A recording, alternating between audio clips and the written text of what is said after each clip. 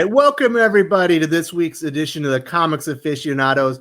I'm your host, Wes, as always, and we have a stellar panel today to talk about some DC 5G initiative, and then we're going to wrap up with some Kevin Feige, Marvel Comics CCO as well. So today on the panel, we got the real comic book gamer, Dylan. What's up, buddy? Not much, man. Because you got some great stuff to talk about with 5G. Excited to rant. Yeah, it was a good news week. Yeah, definitely not boring. No. And we've also got the gateway into comics, Chase. What's going on, my man? How's it going? Drinking coffee, feeling good. Nice. And last but not least, we've got Paley. What's going on, buddy?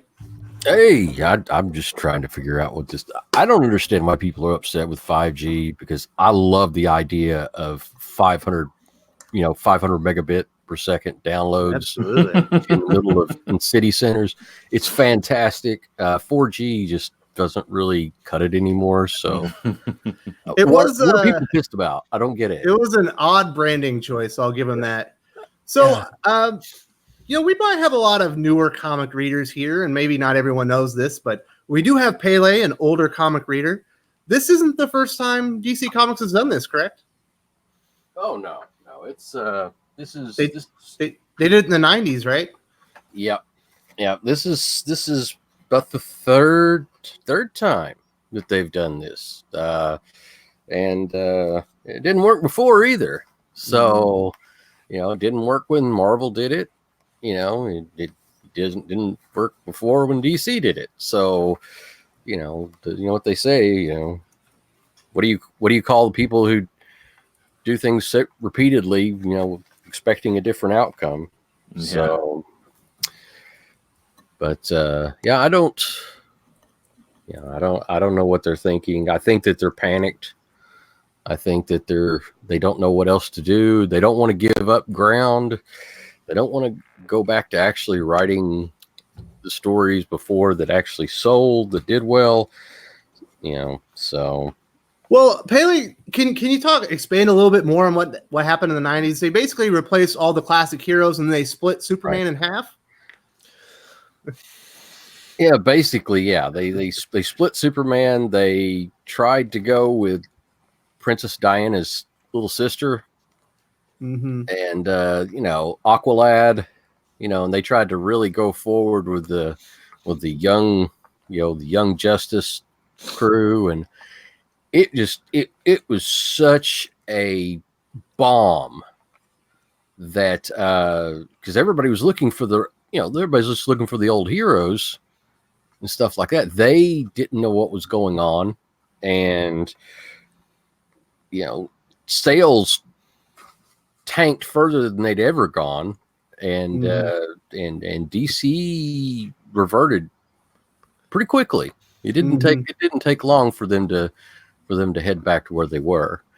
And I just don't. I guess there's nobody in editorial right now that was there during that time, so they don't realize just how bad that that actually went over, or they believe that, or they're extremely arrogant and they believe that they can do it better, and they believe, diversity is our strength, and we're going to go forward with this, and we'll do a better job than those before us. And that type of arrogance is just going to lead to unfortunately I think it's going to lead to DC just not selling comics anymore. I don't know if we're quite there, but Dylan, you have a beautiful ugly sweater on today. Oh, no, thank you. I think you read a lot of Superman comics. Did you read Superman Red and Superman Blue? Yeah, it wasn't a fun time for Superman, but definitely not the worst thing that's happened to Superman, considering we had Superman Truth after the New 52. But the whole 5G thing is just, it's lazy, unoriginal, and unneeded. I feel like it's kind of DC's in panic mode because they went so far away from Jeff Johns' vision with Rebirth that they're like, we got to do, because they're in this middle ground now. They're not Rebirth, but they're not something totally new yet. So they're Afterbirth now. I call it Afterbirth. Yeah, they're in this weird stage now. So we'll just reboot, try to get people back into it. It's sort of like what they did with DCU after the New 52, where New 52 had been going down. A lot of people didn't like what was going on with the New 52, and they had kind of gotten away a little bit, but it wasn't back to pre-New 52. So they did like, here's DCU where things are kind of different, but not too different. And then no one really liked what they did. And so then they rebooted, and that's what it feels like they're doing right now. And it's just, there's no need for it, but I feel like they're kind of panicking. And so they're like, we have to reboot to get people back into it, but it's stupid. There's no need. It's horrible that DC is rebooting more often than I did when I was running Windows 95 back in the 90s, you know. And there's just no rhyme or reason or any idea to it. You know, they just instead of you know, sharpening editorial, you know, getting good writers, paying for good writers, you know, they believe that they have to subsist on gimmicks. And you know, that's never when DC was doing its best. Is when DC was always doing their best when, you know, they ditched the gimmicks and just you know, pushed the good writing. Should be all about the characters. You know what's weird, Chase, is right now, if you look at the Trinity, which is the most important characters in DC, you've got King, Bendis, and G. Willow Wilson, and somehow G. Willow Wilson is the most competent writer of the three of them. And they wonder why world. And they wonder why DC is struggling. I mean, yeah, it's insanity. Yeah, you know, I look at this and there's so many things that I kind of have to say about this, but the biggest thing is I'm all about good writing. You know, I mean, I don't follow characters anymore. I can't do it. In order to stay positive and to feel good about the comics that I'm reading, I honestly just kind of have to follow good writers around. And I'm like, you know what? Hey, you're going to write Swamp Thing? The dude's not my favorite character, but I'll read the heck out of it, you know, because you're jumping on it, you know. Again, I don't really care for Daredevil much, but Zdarsky's run is freaking incredible. I don't pull it. I read the first few and I just, like I said, I'm not a huge Daredevil fan, but the book's incredible. You know, I'm going to get the trade when it comes out. I only have a certain limited amount of things I can cover and read just because I work like 55 hours, 60 hours some days, some weeks, you know, but yeah, you know, me and my buddy, we work in the same facility. We take clients at the same place, at the same location. And, you know, we were talking about this because he's a comic book fan. And, you know, I got him into reading Brian Hill's Killmonger because it's such a great story about what can happen if you let hate kind of overcome your life. And he's like, ooh, I want to read that because he loves the Black Panther stories from when Priest was writing them, you know? And, you know, he loved it. He thought it was great. He's like, ooh, this Brian Hill guy, I'm even going to follow him on social media, you know? And him and I were talking, you know, about kind of these things that have happened, you know, with old characters getting replaced, you know, and throwing in this kind of new feel to it. And, you know, not only did we say, hey, look, they're going for the younger generation here, but he threw out an interesting point. And my point was these people are morons. That's all I can think in my mind because they're throwing away their old fans. But his point was, look, I think they do a lot of marketing research. And I think the loudest among us are the ones that are trying to push for these kinds of initiatives. And they're listening to maybe a very small but immensely vocal crowd that says they want it. But there aren't enough people saying, look, maybe we don't really need to have our major favorite characters replaced. What do you think about that? So I think that I think the biggest issue with all this is, yes, they are targeting a younger demographic, and that demographic sells they buy comic books. They write graphic novels specifically, even especially the teen female market. But the problem is they're using archaic old man ideas that have been selling comics for 25 years.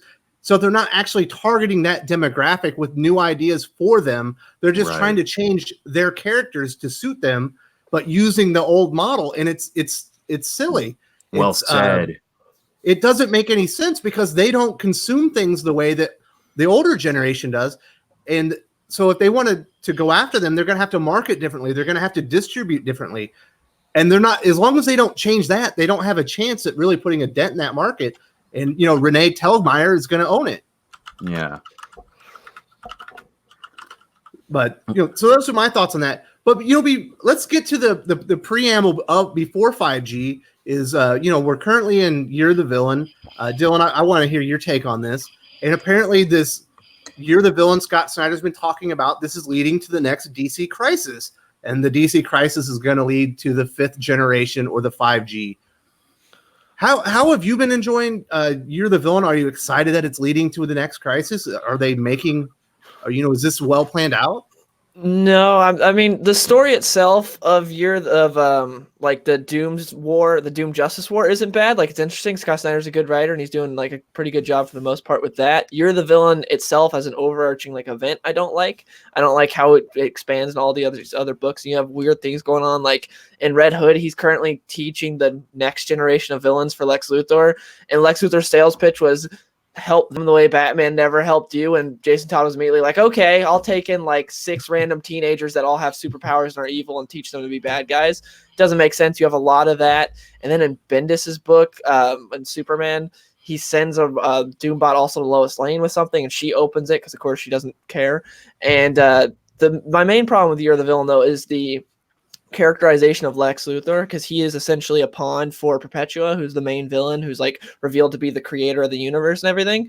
Right. And Luthor would never do that unless in the end it's going to be a big backstab for Luthor to get ultimate power, which he would do that. But if it's actually how it's playing out right now, to where he is just her pawn and she's using him and he's just fine with serving Perpetua and having a god, Lex Luthor was never like that at all. He was very much that he was the best at everything and he would become the best, like he did in it was Action Comics 900 when he merged with like some entity from the Phantom Zone and he got like ultimate power. He wouldn't just serve Perpetua. It's weird how right now he's like really happy with Perpetua and he like does anything he can to serve her. And also the whole splicing himself with Martian DNA doesn't add up. It's not my Lex Luthor. That's my main problem, is the characterization of Lex Luthor doesn't match up at all. And then the book, that was my cat hissing, spanning into other books. Yeah, I'm watching my my sister's dogs while she's out of town, and he's not the biggest fans of them. So, do you see where this crisis event is happening? It's going to be the culmination of the Doomsday War and the Batman Who Laughs, right? Yeah. Mm-hmm. I don't. So, is it going to be Lex versus the Batman Who Laughs? Well, I'm not sure. But I know Snyder's going to write it. So it has to be include both of those because those are his 2 huge initiatives right now. I think that it's gonna end up with. I think that they're gonna end up on the same side. Ooh. Maybe. It's weird because if you read the Batman Who Laughs miniseries, which is pretty good, there's like the Batman Who Laughs is very beatable. Like if the Justice League teamed up against him, he's very beatable. Maybe the whole Doom Justice War is like what breaks them apart to where they can't beat him or something. Because if the Justice League teamed up against him, if you read that book, like he seems very beatable to where the Justice League could easily take out the Batman Who Laughs. So if he's like the one behind everything, when it's just Batman trying to take him out, obviously he's a big threat. But if the whole Justice League, I don't see how he could really. What about a Batman Who Laughs who's juiced up on Perpetua? Maybe if he serves her, I don't know. The characterization of how the Batman Who Laughs is right now, I don't know why he would join Perpetua. Granted, Lex Luthor shouldn't either. So, yeah. Well, he also is going to have his 5 superpowered, backups. Oh yeah, those guys. Supergirl, Shazam, Commissioner Gordon, and I think Blue Beetle. Correct?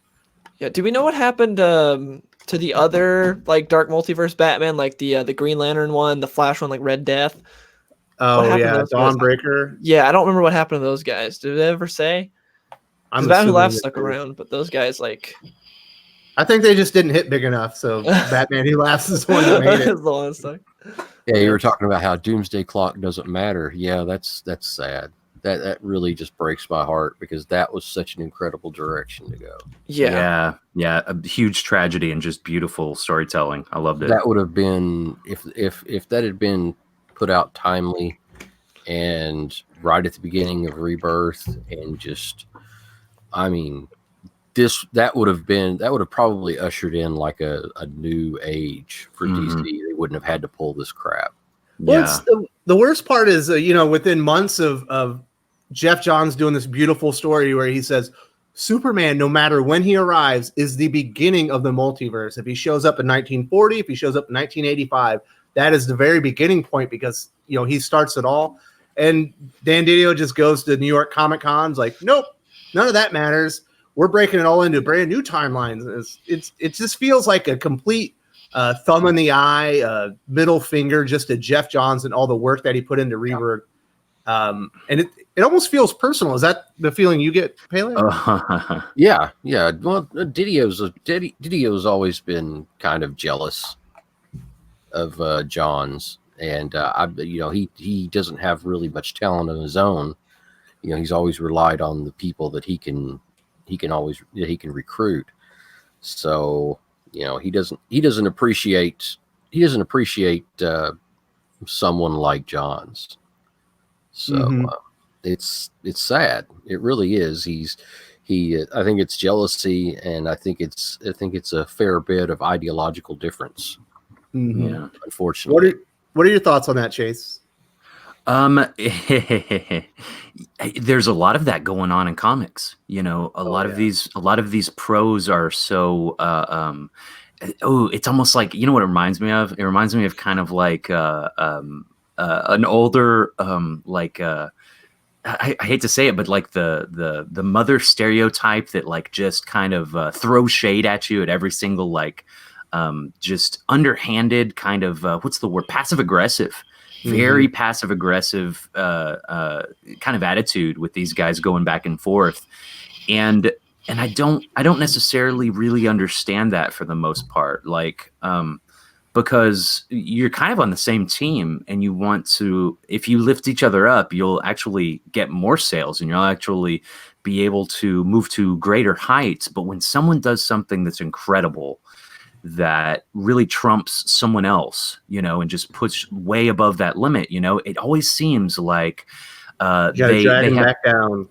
They have this scarcity mindset, and look, life is not I was talking to a friend of mine last night on the phone about this, and life is not a zero-sum game. The world is not a pie. If I have an extra piece of pie, you're not getting less of that pie because there's always resources being added to that whole reserve. Yeah. Constantly, things are being built and constructed. And, I think that these folks have a scarcity mindset and they don't believe that lifting someone up will benefit them, but it always does. It always does. That's the whole point. Specifically, if you're on the same team together, like DC or Marvel.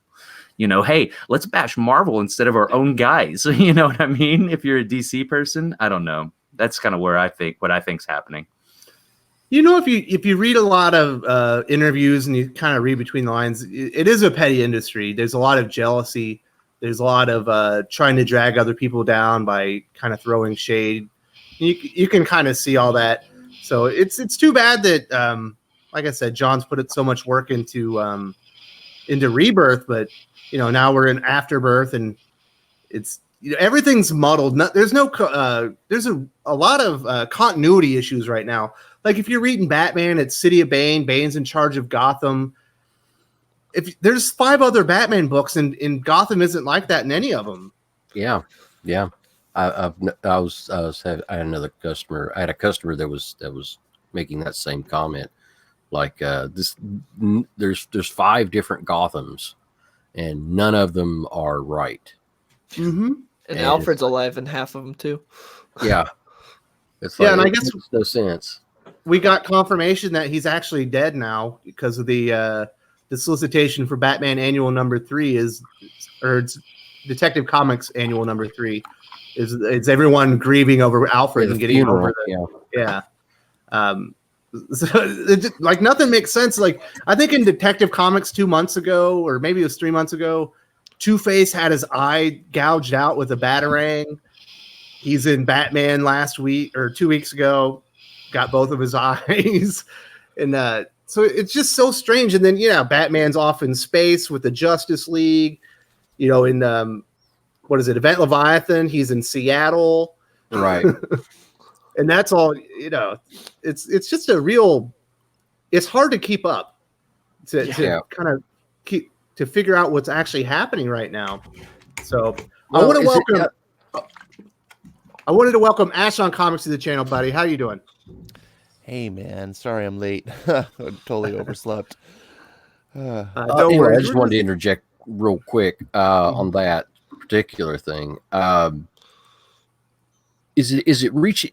I'm just wondering if it perhaps that there is it purposeful? Do you think that DiDio is purposely trying to trash DC at this point?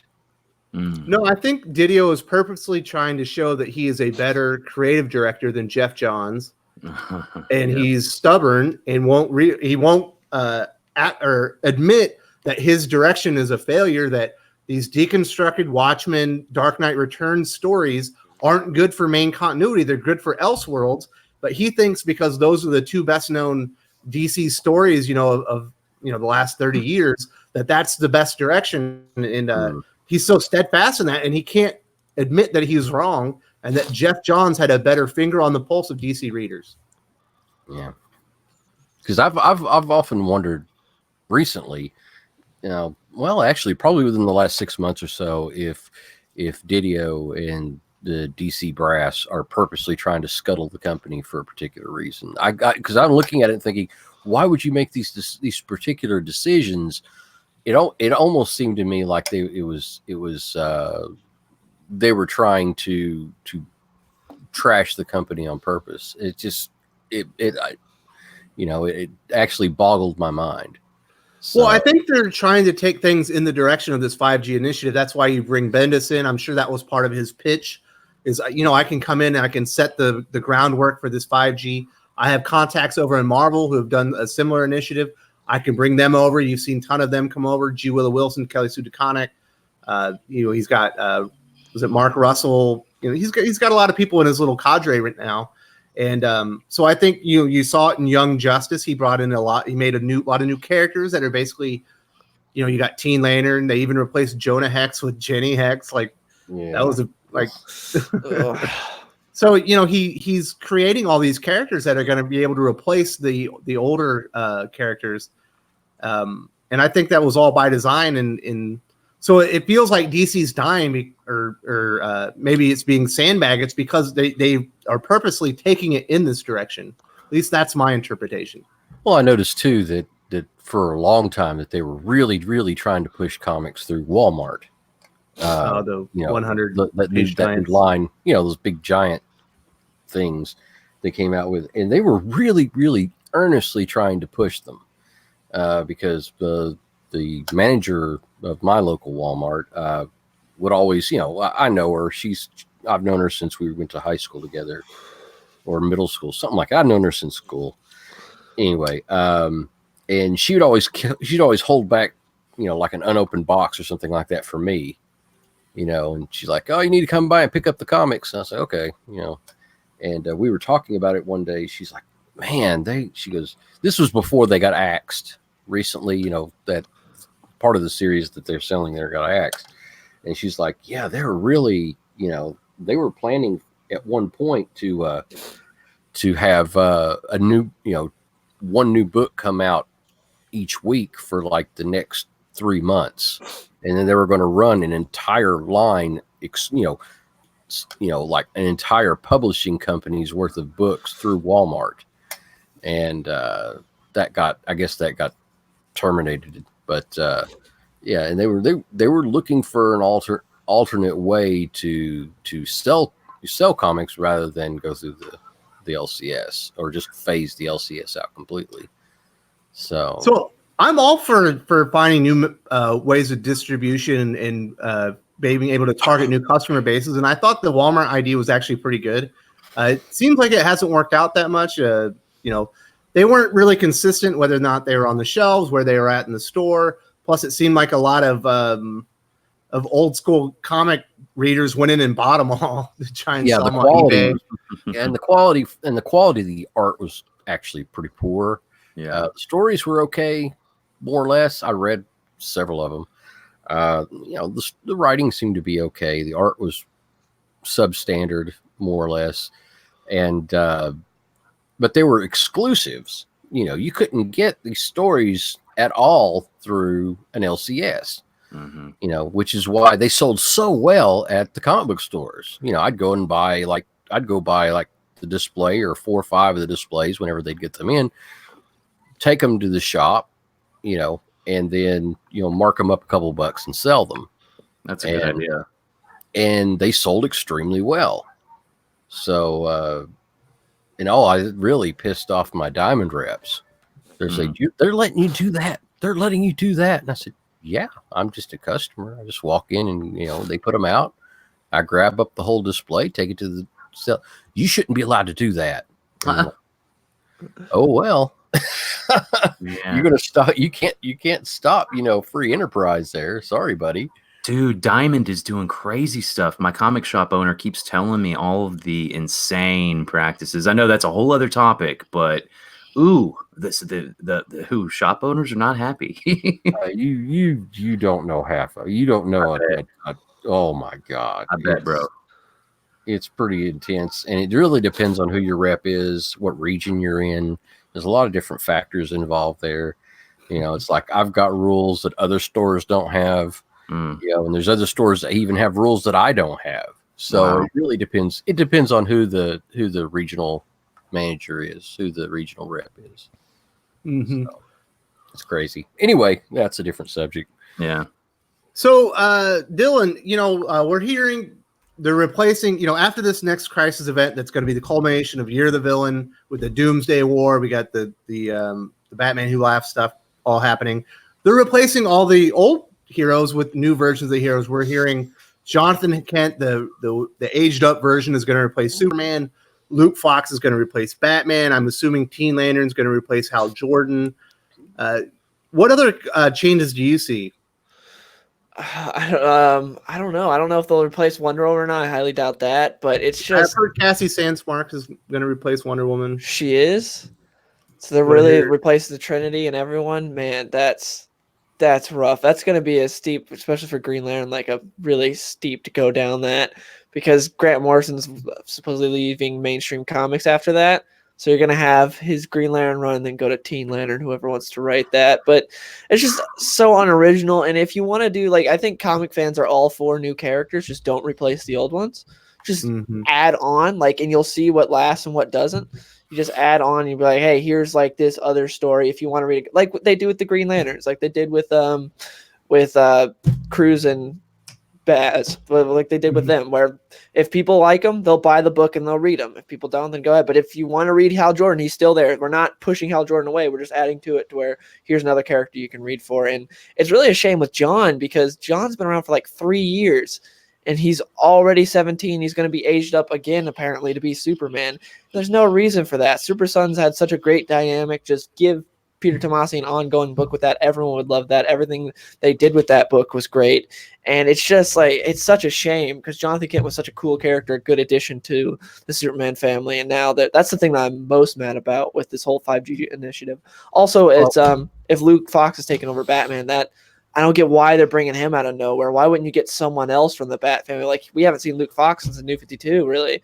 So why is he coming back? That's so odd. Signal or Damien or Tim Drake. Yeah, anyone, especially since Tim Drake doesn't have like a mantle. They're making him Drake now. He's like after a duck or whatever. Lame. Like, he needs a mantle. He could be Batman. I feel like more people would be happy with him being Batman too. But Luke Fox, for whatever reason, Jonathan Kent's getting imaged up again.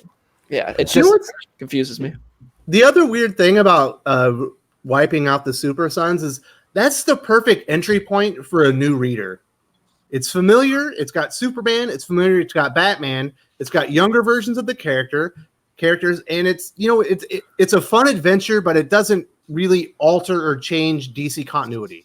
Yeah. The little adventures that they do don't affect everything. So it's a great entry point for younger readers, new readers to go in. You have this great book, you know, with two characters you can relate to. You get the cameos, you know, from the big dogs, you know, and it's a gateway into the other comics, and it's such a waste to get rid of that. I think series. It actually kept Damien from going completely, you know, homicidal. Too. It kind of kept him a little bit grounded, because he took the edge off. Yeah, it did. It really did, because he's a crazy little SOB, man. And I'll tell you, he's a vicious little fella, and they tend to write him harder like that.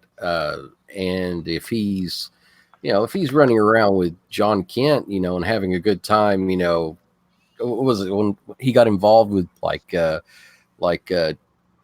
to scam a bunch of gamblers out of their money or something like that on some other, on some other planet or something like, it was fun. It was cute. It was, I mean, it wasn't exactly a child story, but it had a lot of youthful type of exuberance, and, it was not heavy. It wasn't heavy storytelling. So, yeah, it's something, I have a 4-year-old. I read comics too. I can't read to him most of the comics I read, but Super Sons, I can absolutely throw him on my lap. So like, hey, let's read this up. And, he's recognizes the characters and he can relate to them because they're younger. Yeah. It's too bad that was the casualty of Bendis. It's ruining it.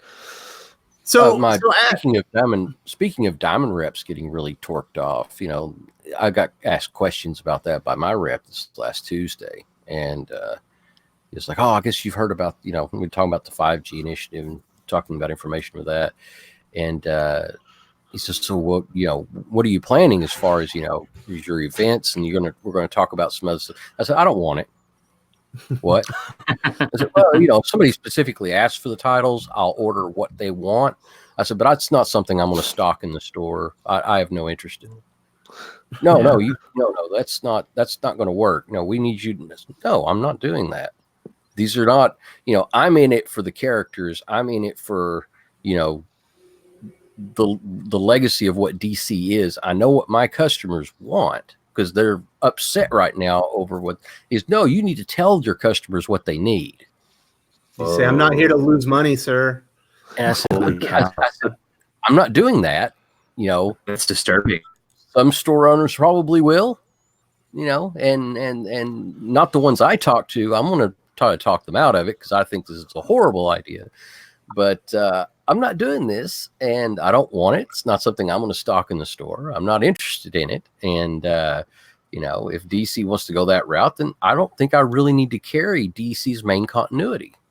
Mm-hmm. Yeah, I don't even really read any of the ongoings anymore. I was thinking about jumping on Suicide Squad, but what's the point? Yeah. And he got really mad. And it's like, well, live with it. It's DC's made their bed. DiDio's made his bed. He's going to lie in it.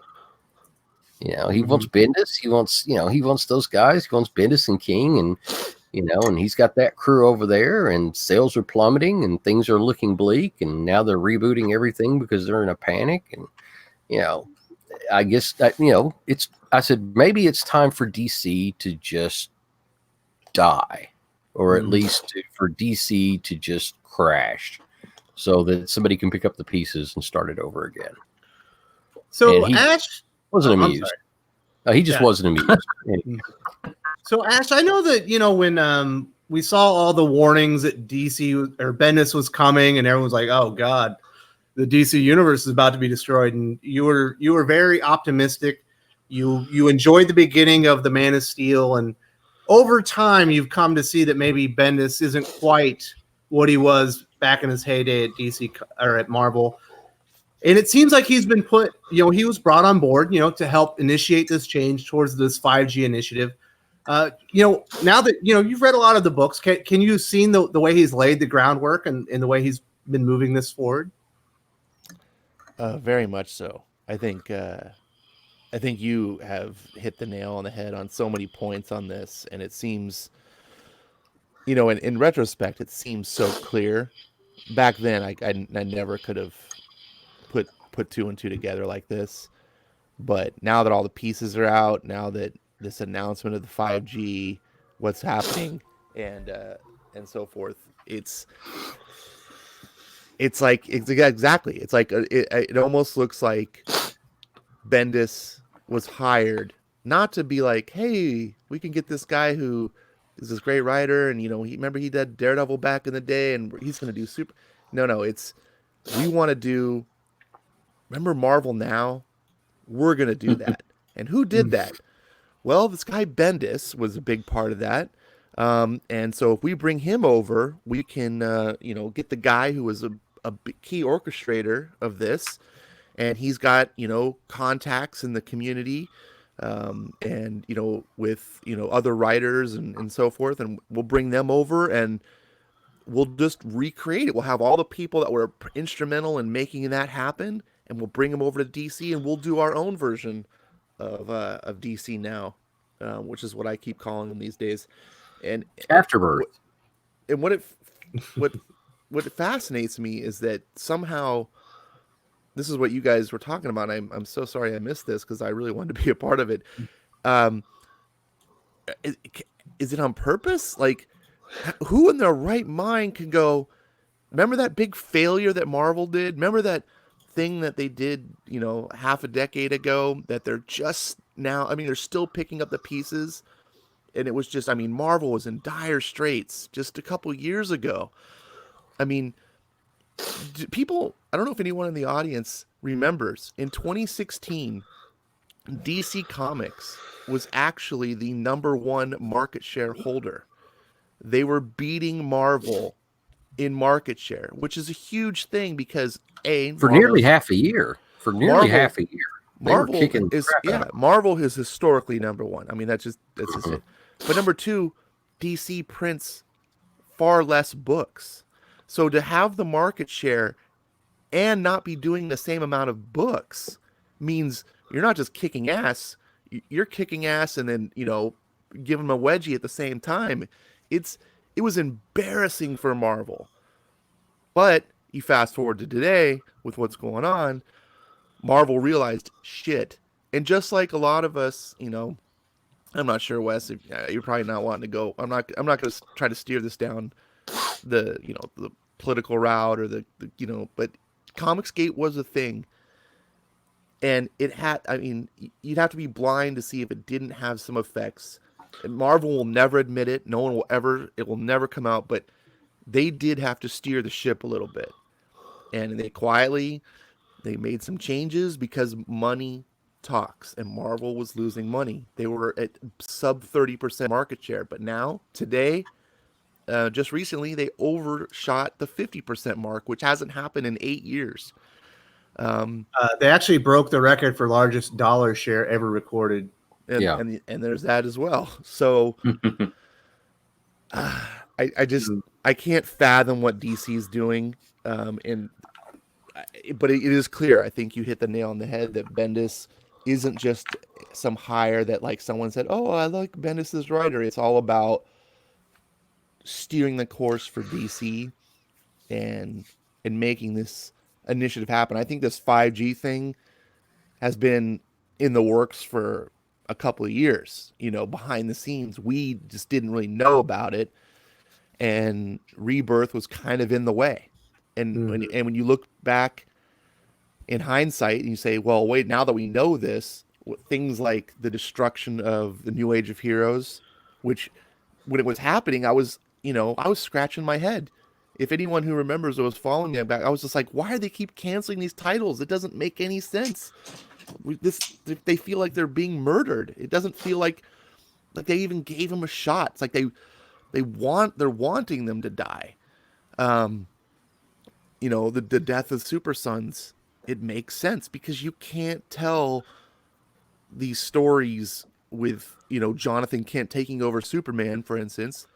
You can't do these things. You can't have a new Batman if you've got these characters running around. It doesn't fit in that 5G universe, so it has to be removed. And it's really sad to see. And it sucks because I think on this panel, I'm probably the biggest advocate for DC.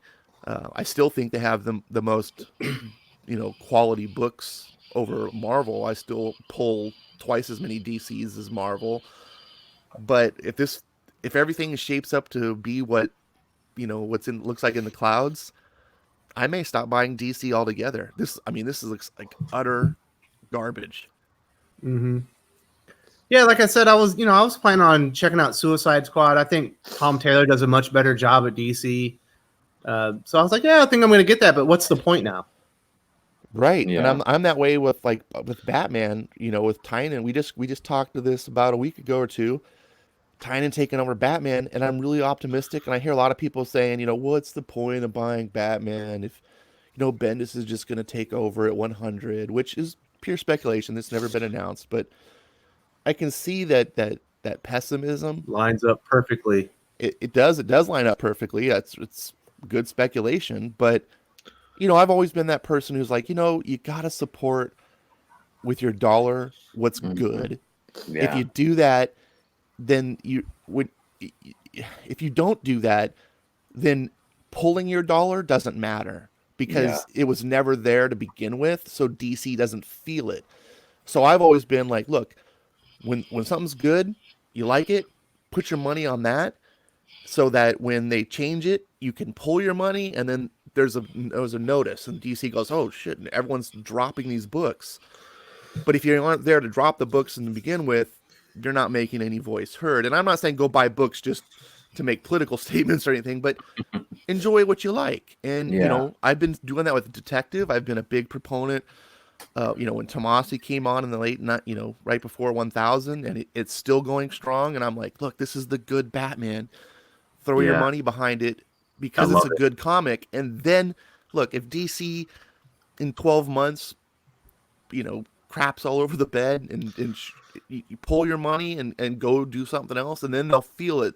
They'll understand, like, oh, this is a big failure, just like Marvel did. Just like, remember Gogurt Hulk, remember Female Thor, which arguably was a mild success, but remember Nazi sales. Captain America, remember Female Thor was only great sales because Thor was just bad sales. It wasn't the sales for that title went up when they did. They went up, but it was because it was down. Anyways, Yeah. But no one liked Gogurt Hulk. No one liked the Goober Champions. No one liked Nazi Captain America or Falcon Cap. And so these books all started failing. It takes a while because fans are kind of loyal. Look, even with Superman, like when Bendis came over, everyone's like, "Oh my God, it's gonna everything." No, it took about a year because fans still, if you're a Superman fan, if you love Superman, even the people who are like, "I hate what Bendis is doing," I'm like, "But you're still buying the book," and they're like, "Yeah, but I hate it," and I'm like, "Well, it takes a while before you get fed up, and then you stop buying. It's not like people, someone takes over the book and bam, immediately it stops, and you can see." People want to ride it out. People hope. Fans want the book to succeed. So it takes a little bit. And it did take a couple years for Marvel to finally bite the bullet and go, man, this push that we're doing, we're just bashing against the wall.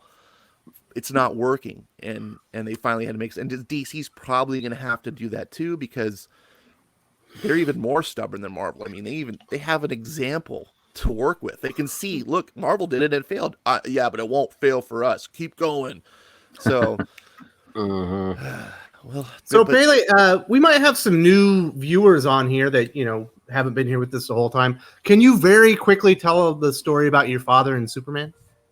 Well, okay, that's a good story. My dad. Just quickly, though. No, we don't need the whole one though. My dad started reading comics because his uncle read comics back in the 50s. So he got my uncle's collection and he started reading comics. And one of the comics that he was most passionate about was Superman. And he started buying Superman in action at about the same time. And although he kind of dropped action every once in a while, and he would only buy it whenever it looked interesting, he always bought Superman. And good times, bad times, red and blue times, he bought Superman. And Death of Superman and all that, all of those things. He never missed an issue of Superman. Extensive collection. Like I said, he got some of his uncle's books. And we're talking about an unbroken Superman collection from, well, I've added some to it, but it's unbroken all the way back to issue 65. And I've filled in before that, and I completed some missing issues from 65 up. But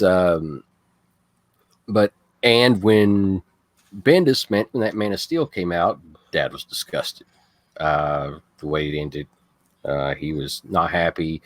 He wasn't happy when Bendis started doing what he was doing, and eventually he just quit.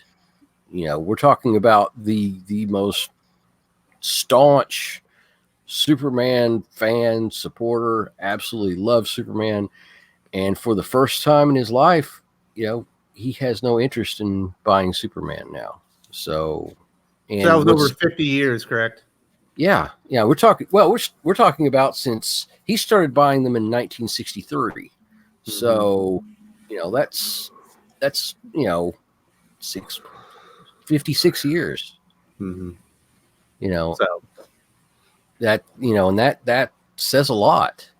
It does. And he doesn't buy them anymore. He's hoping that something changes.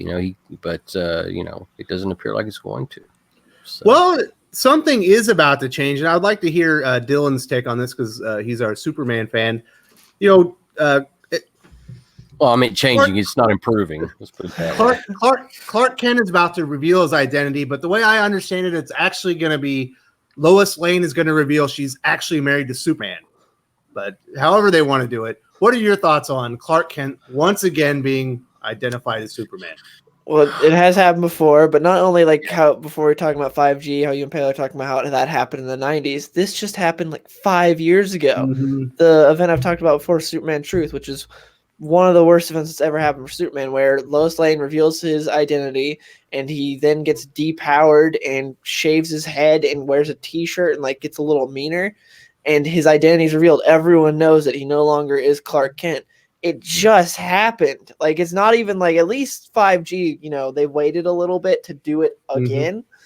This just happened. There's no need to do it again. I see all the solicitations for it and all the advertising saying brand new, shaking up the world of Superman. No, it's not. It just happened. You're not doing anything original, Bendis. You're just repeating what already happened. There's no point to it. It's just more shock value. It's not going to add anything to the book. I don't get how people don't know that she's married to Superman anyways, because in the first 5 issues or something, when she first comes back to the book, because she was on that galactic adventure with Jor-El and her son, she comes back and she makes out with Superman in the middle of the street while someone takes a photo, and then it gets posted online. Because in the current book right now, the way the public sees it is Clark Kent is getting cucked by Superman.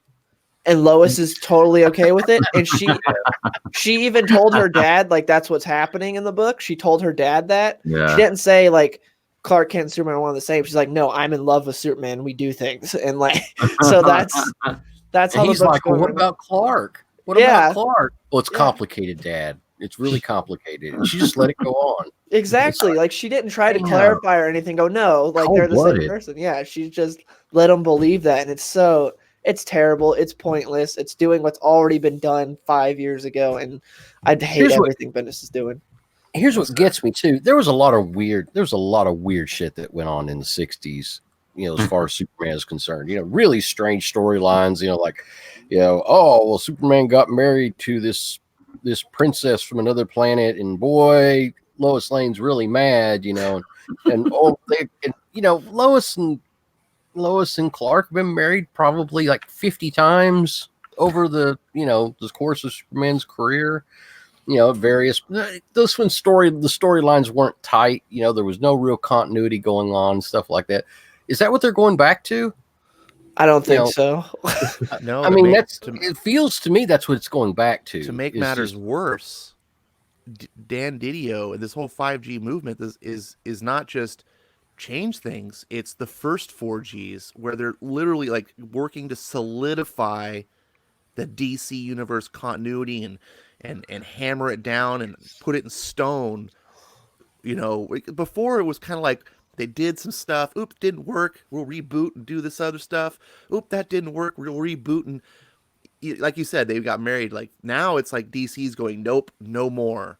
We're going to hammer this continuity out. We're going to set it in stone and we're going to stick to it. And you're if you're going to do that, can you stick to the good continuity? Yeah. Why do you have to change it all before you do this? Especially because they just fixed it. Because Superman Truth happened, it was terrible. Superman was depowered and everything, and then they had him sort of like go back to being a bit more like Superman. Like he got his powers back, he got his normal costume back, and then Convergence happened, which was a terrible event, but it had some good spinoffs. One was bringing Pre-New 52 Superman back into continuity, and Dan Jurgens came back and fixed Superman. Like because Superman was terrible, no one liked New 52 Superman. Dan Jurgens came and fixed it. He gave us Jonathan Kent. He did a really cool miniseries for Lois and Superman to where it connected into the New 52 and into their world, how they got back into it. And it was very much a, hey, we screwed up with Superman. Here's Dan Jurgens fixing everything and bringing Superman back, the one you loved. And now they're like, oh yeah, we're just going to ignore that happened and just do it all over again. I don't get it. They just had a problem. They fixed it. And now they're breaking it again. Well, because Bendis does what Bendis does, and I do think that he had a type of nervous breakdown. Something happened, maybe he had a stroke. I'm not throwing shade. I'm serious about this because his personality changed so extremely, several years ago and many years ago. He was fine. He was a great writer. Well, not great. He was a consistent writer. He was a solid writer. And then he wasn't.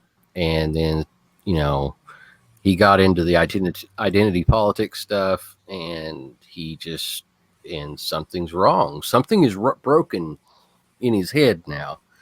And, well, I think every creator has a peak, or they have a prime, and he's well out of his. I mean, Tom King just exited his prime 2 years ago. Yeah. I mean, I've never seen it fall quite like it. I mean, if you read Batman 81. It's a dark time for Bruce Wayne. What a bad comic book. Yeah.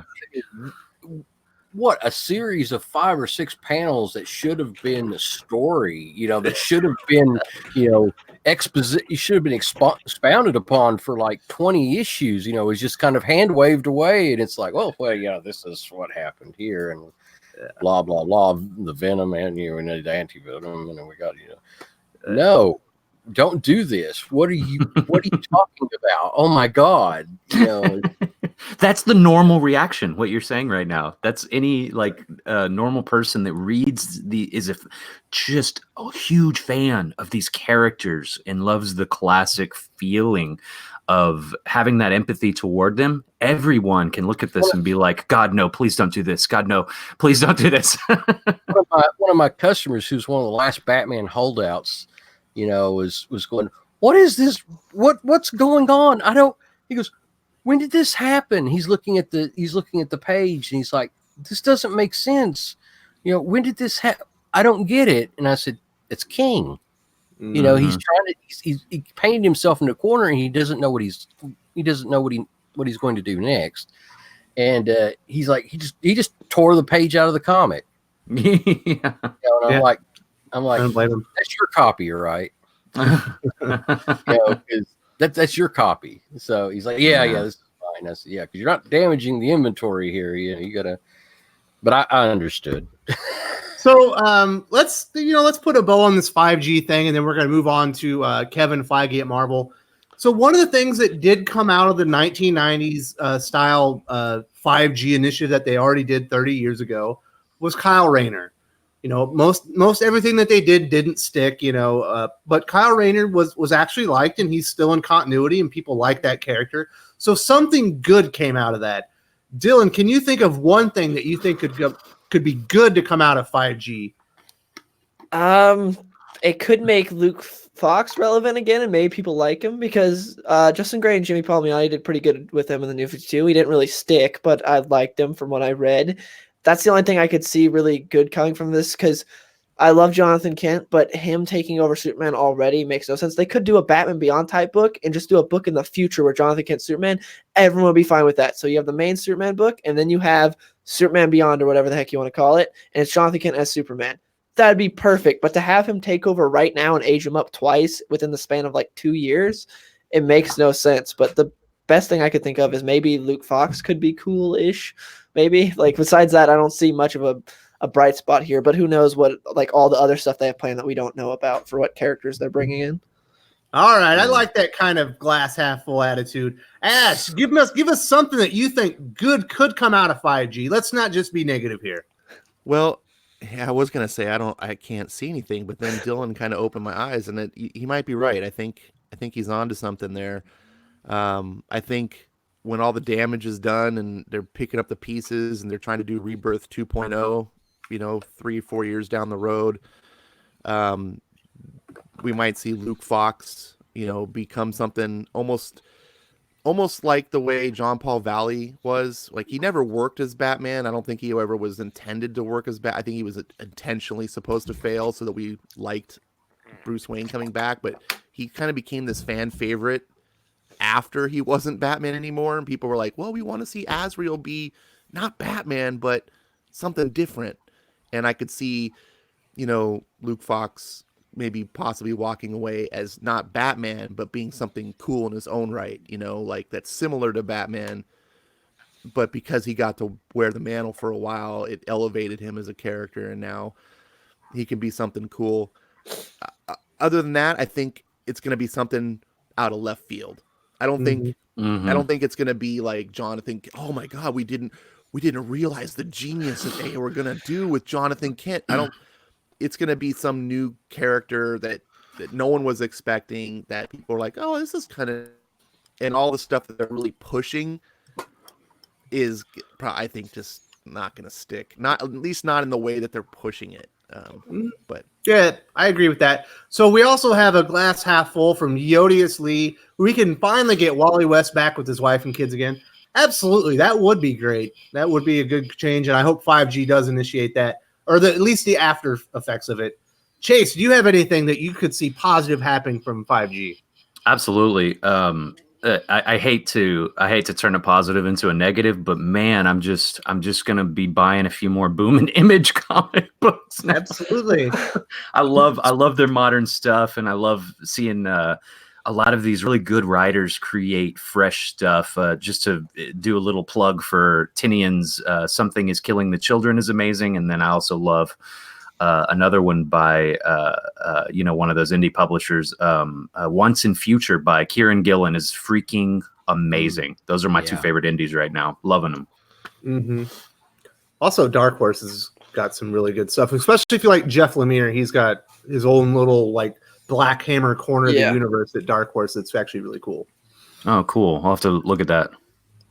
You should. They just had a Dark Horse. Was it Justice League? Yeah, it's going on right now. Yeah, it's like Black Hammer crossover. Mm-hmm. It's actually pretty cool. All right, Pele, let's get some glasses half full from you. What good do you think can come out of 5G when it fails?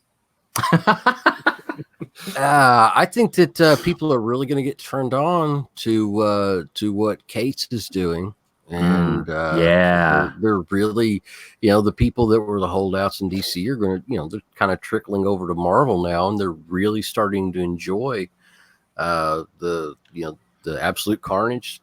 They're really getting into the people that hadn't read Immortal Hulk yet. Are really going back and getting the back issues and enjoying that.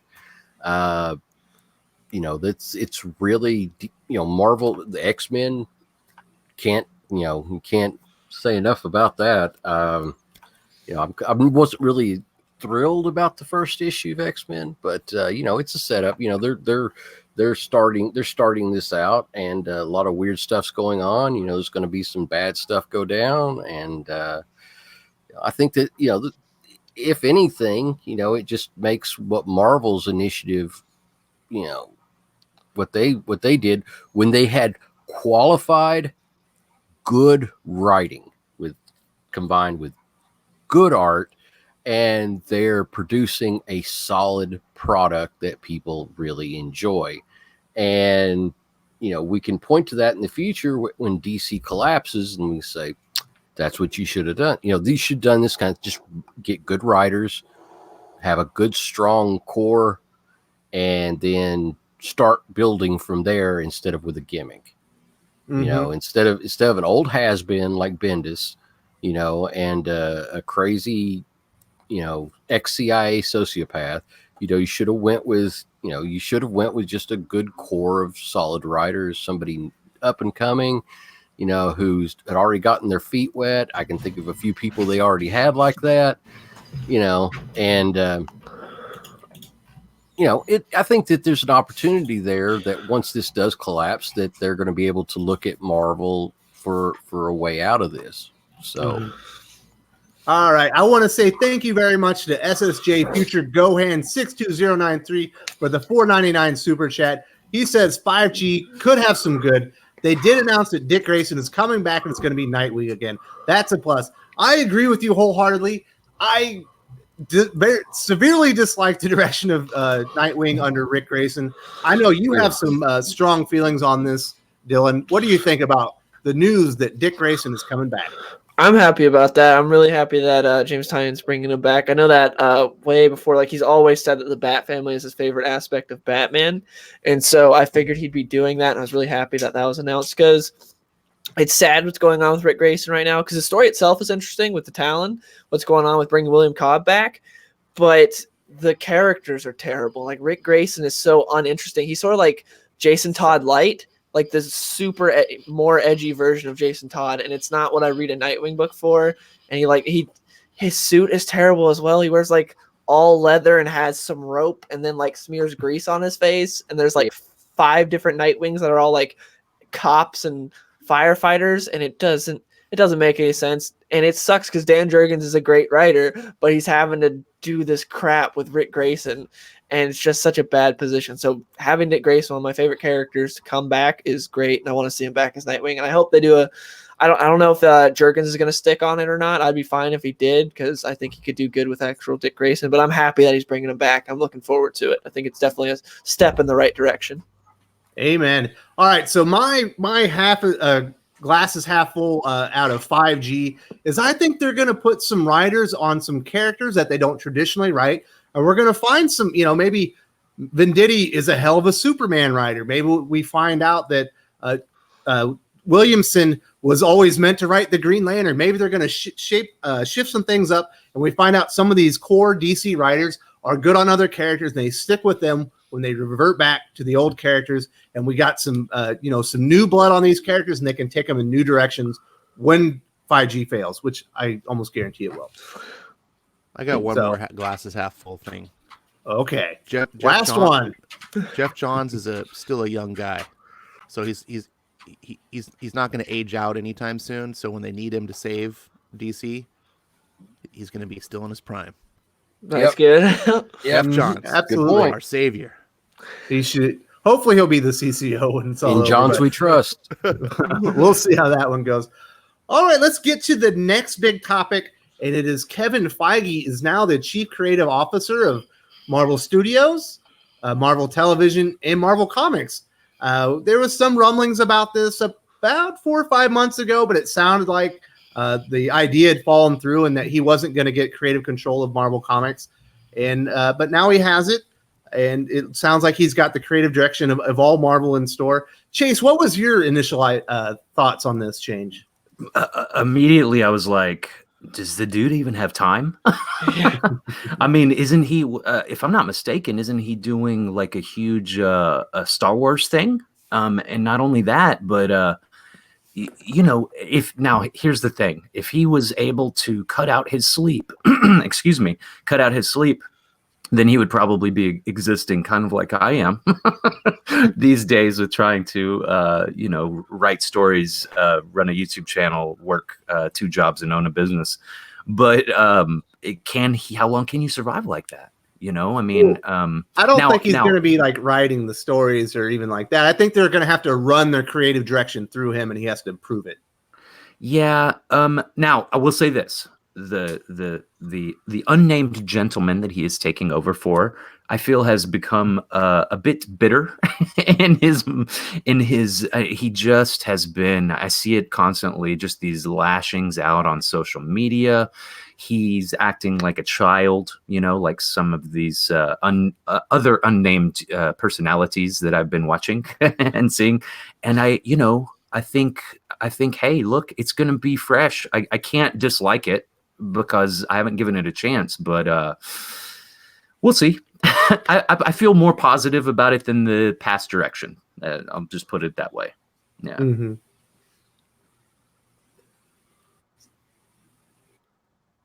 Hello? Hello? Hello? Me? Well, Oh, yeah. All right. No. So are we all here? Yeah. Sorry. Something My went screen weird. froze up there for a minute. All right, Paley, what were your initial thoughts when you heard Kevin Feige, new chief creative officer of Marvel Comics? I don't think that really things are going to change very much. I think that they already have their idea of who's handling the creative direction right now, and it's kind of like a triumvirate of sorts. Cebulski, is just eating sandwiches. He's not really doing much anything. He's just, sort of sitting back and, doing whatever Cebulski does. And Cates and Ewing and mostly Cates and Ewing right now are handling, probably a little, getting some input from the other writers. But, I think that Cates himself is kind of handling things right now as far as the story direction, a lot of the ideas. So, I don't think that that's going to change anytime soon. I think that there's a definite, what I can see, you got Hickman. So you're going to have three, you got Hickman, Cates, and Ewing right now that are going to be handling, the content as far as, content development and stuff like that. And Feige's just going to make sure that, whatever they're doing can probably be adapted for film. So, that way they can kind of connect it all in the future, in the whatever, phase of the Marvel Universe, phase 8 or phase 10 or whatever it gets up to. But, I think that's basically, I think we're going to finally have a solution regarding, who's going to be driving things now, whether it's going to be the TV side or if it's going to be on the film side. That was kind of decided now. So Feige's going to be stepping in, and saying, okay, this is what we're going to do for television. This is what we're going to be doing for the Disney app, and content in that. And I think that's where it's all going too. It's, there's not going to be like, like there was for Agents of S.H.I.E.L.D. and whatnot, on main network TV. It's all going to be filtered through the Disney Go, content. And, going to have stuff like WandaVision. You're going to have stuff like, the Dark, the Black Widow's TV series. And, I think the What If, I thought What If actually looked pretty interesting. Of all of them, that seemed to be one of the ones that really I wanted to see the most. But, that it was decided, Feige's now in charge, and, this is what's going to happen. So at least there's that consolidation now. And, because I didn't like the fact that it always seemed like, it didn't seem like it. It was always the animosity between the MCU and Marvel TV. So, and what was going on at Netflix. And, I didn't, as much as I love Daredevil, as much as I really like the Punisher series and stuff like that, the fact that they never made reference ever to what had happened in the Avengers or what had happened in any of the films or any of them MCU characters, was just baffling to me. And Agents of S.H.I.E.L.D. did it for the first 2 seasons, and then I guess there was the Perlmutter Kevin Feige meltdown between the two of them, and then it was just cut off, and they were two separate things. Right. Yeah, and it just the closest thing was they just called it the event. There was the event in New York City, and and that's what got me. Half of what was going on happened in New York City. You got Hell's Kitchen, which isn't that far away. It was probably some of the, the aliens flying through Hell's Kitchen at that point. But nobody ever talked about it, and it just, there was more of a connection with the Vulture in Homecoming. Where you had the Vulture that was selling the technology from, there was more of a connection from Sony than there was from from Marvel's own TV brand. So it was just terrible. It was absolutely terrible. So, at least now we're going to have an integration. If it's going to, I hope that he gets the right people under him. They don't let identity politics just screw with everything again, and they can just stay on top of it with really good stories. And I think that it can be really, really good. What do you think, Dylan? I agree in terms that I don't think Feige is going to change much. I think is more of just like, oh, can this be adapted to on the screen? It's going to be more of that sort of deal. I hope he doesn't try to make it like the movies or anything like that. I don't think he would, but I think you can't argue with the MCU success. So it makes sense for them to go to someone like Feige, who's been so successful at steering the MCU in the right direction so far. I think it makes sense to go with him. I just hope he doesn't try to change in the MCU, which I doubt he would. But I think it's just going to be more of him sort of approving things and not really shaping the story as much in the comics as much as he does in the movies. But I'm looking forward to it. I'm optimistic. I hope he does a good job. I don't have anything bad to say about Kevin Feige. I'm hoping he does a good job. So Nola Nerd has a good point. We got 52 people watching and only 5 likes. So if you're enjoying the stream, please hit that thumbs up button and let everyone know that this is a great stream to watch. So one of the interesting things about Feige is he championed very hard to get a lot of Jonathan Hickman's ideas into the Avengers stories, like the Black Order and some of his other things. But what other people might not realize is one of the some of his productions that he's done. He's actually worked on I think it was a Rick Remender project for a TV show. And then the Russo brothers, I think, also have a production company that's worked with Ed Brubaker. So right. I think that he actually has a good eye for talent. And I know not too long ago, he was having some difficulties with Marvel Comics because he didn't think he thought they were thinking too small.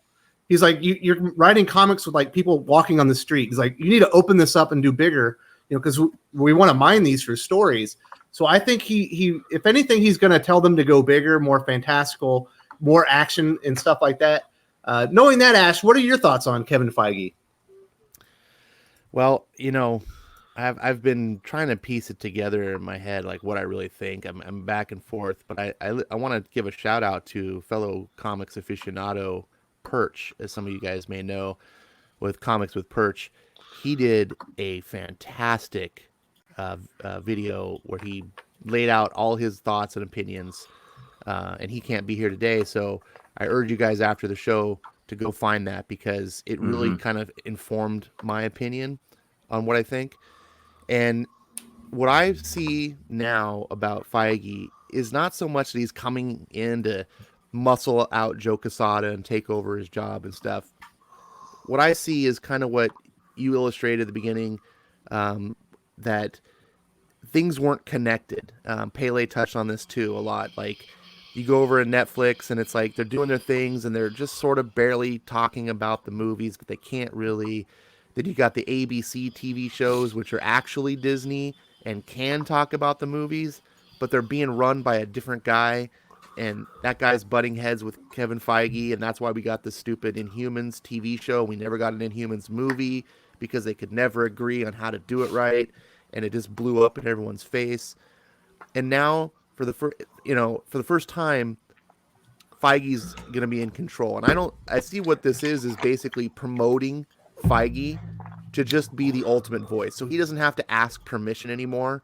He doesn't have to go to Marvel TV side and say, hey, can you guys do this? Or what do you guys do? He's just going to be able to say, do it this way. Marvel Comics, what are you guys doing? No, don't do it. He's going to be able to have that overlord sort of voice to shape all of Marvel under one vision. And I think that's a really good thing. Not because he's going to go in there and micromanage Marvel. He doesn't have time for that. But what he will be able to do is when the ship is way off course, or when it's going down certain directions like it did just a few years ago, he'll be able to say, whoa, no, this is not flying. We're not doing this. And for those of you who may not know, I didn't really know this. One of the things that Marvel had going on in the first half of the MCU was this sort of creator committee out of Marvel Comics. And it was this committee that was created to inform the movie division about comics and comic continuity and the stories that were going. And one of the people on this committee was Brian Michael Bendis and a lot of his cronies. And apparently, from what I understand, they were pushing, and Marvel and Feige and the movie division were just getting really fed up and annoyed with a lot of the things that they were doing and just didn't like it. And eventually Feige broke loose and was like, we're not dealing with that anymore. We're just got rid of it. When that happened, we saw in conjunction, and you can draw a correlation if you want. I don't necessarily know. This is all speculation, but things started happening different in the comics. We started seeing the characters being taken in radically different directions. A lot of these things we were blaming on social agenda and different things. But it now seems like when you put 2 and 2 together, just like we were doing with the 5G looking in hindsight, that maybe some of these radical changes, like turning Hawkeye into a girl, like doing all these things, weren't so much necessarily social agenda, which maybe they were part of it too, but also to kind of spit in Marvel studios, the movie side, spit in their face and be like, oh yeah, well, we're going to do something, make the comics way different. Basically trying to puff their chest and exert their power, which they really didn't have because the movies make billions of dollars and the comics make pocket change. And Disney just doesn't care. And so now Feige doesn't have to deal with all of that riffraff, and he can just be like, no. It's all going to be done the way, we're not going to be squabbling and trying to have all these little tribal power moves. It's just going to be one Marvel. And the guy's a proven success. Say what you will about the movies. I know some people can complain. I have got my complaints about the movies too, but it's Hollywood, and you're trying to make a product that costs hundreds and hundreds of millions of dollars to produce to appeal to people all over the world from vastly different cultures and to people who've never even read comics. So some of these things have to give. And so I know sometimes as comic fans, we can walk in and be like, that's not my blah, blah, blah hero. He's different. I get it. I'm right there with you. But it's just the consolidation we have to make. And I came to my realization when I was listening to Perch. I was like, yeah, I don't see him coming in and radicalizing Marvel. It's just more going to make it so these different divisions aren't operating, independently and rebelliously. They're just all under the same, direction. Everyone's thinking the same way under the one singular vision. I think that's a good thing. Mm-hmm. So, Pele, as a retailer, it can only help you if Kevin Feige is there with the direction and he said, hey, I want you to stop doing this weird thing with Iron Man. I want you to just bring him a little bit more in line with what we're doing in the MCU. So when people leave the movie theater and they go to the Iron Man in the comic shop, there's a little bit of similarity, and maybe they can connect with the character, right? You think that'll help? Yeah, I think it will. I think it will. I think it'll nip in the bud what's been going on with Iron Man.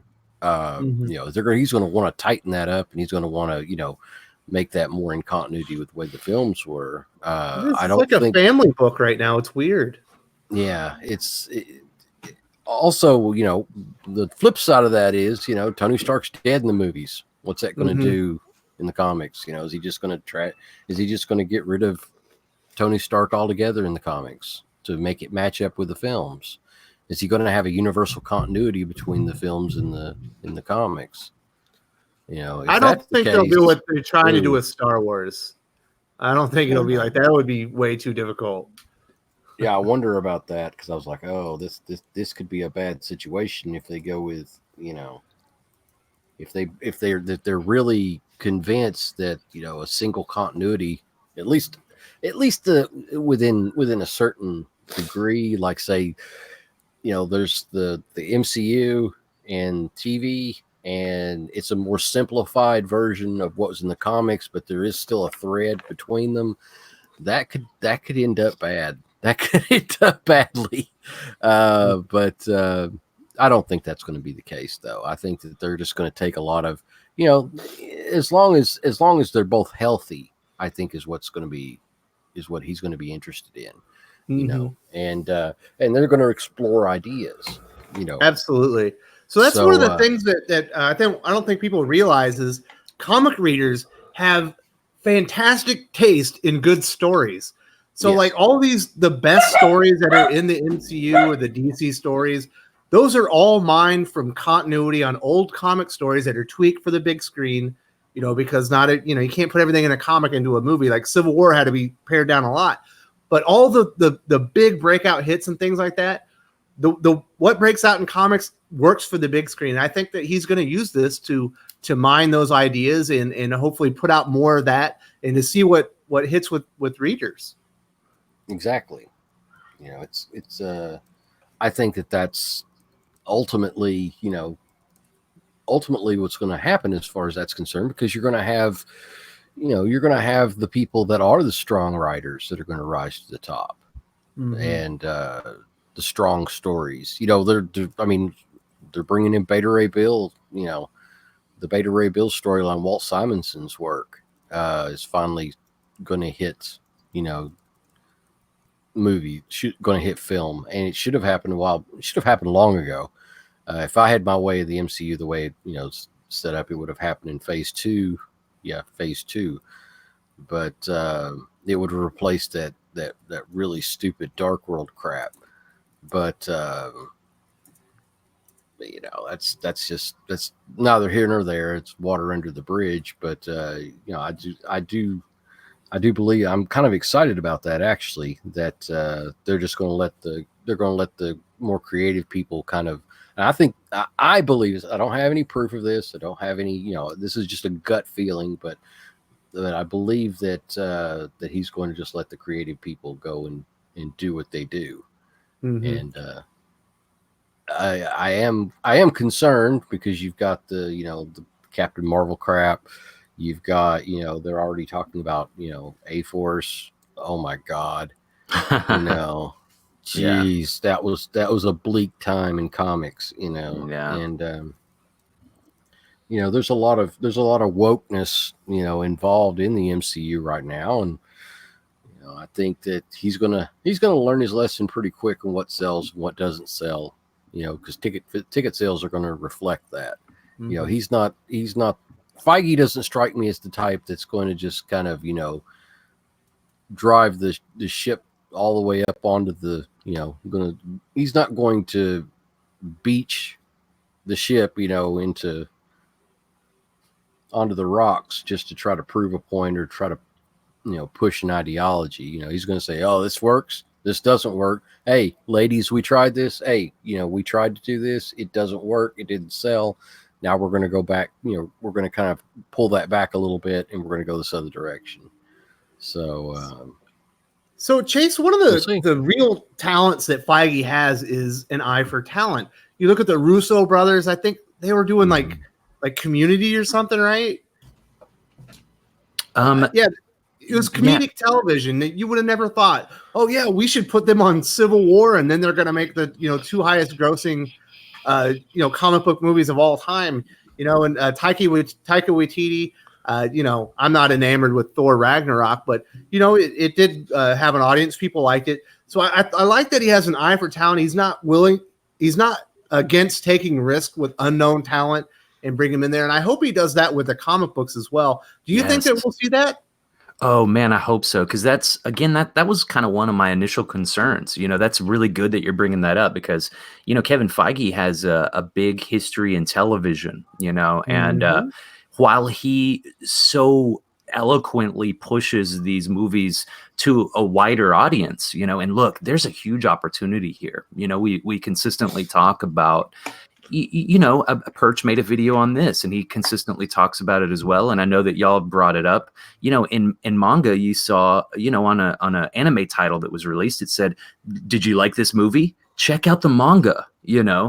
We have a huge opportunity and I really want Feige to, I hope he's watching this, to kind of jump on the fact that, we can get a huger audience for comics just by putting some inserts in there and saying, look guys, Did you like this movie? Here's a comic book that picks up the backstory line of this particular film, and it could pull them in. And look, I'm excited about comic books, you know, and so I think that would be just a huge opportunity. Why not take it? You know, so that's a great question. And you know, hey Kevin, if you are watching this, hey bro, check it out. You could put those inserts in your DVDs and make some huge money for Marvel Publishing Comics division.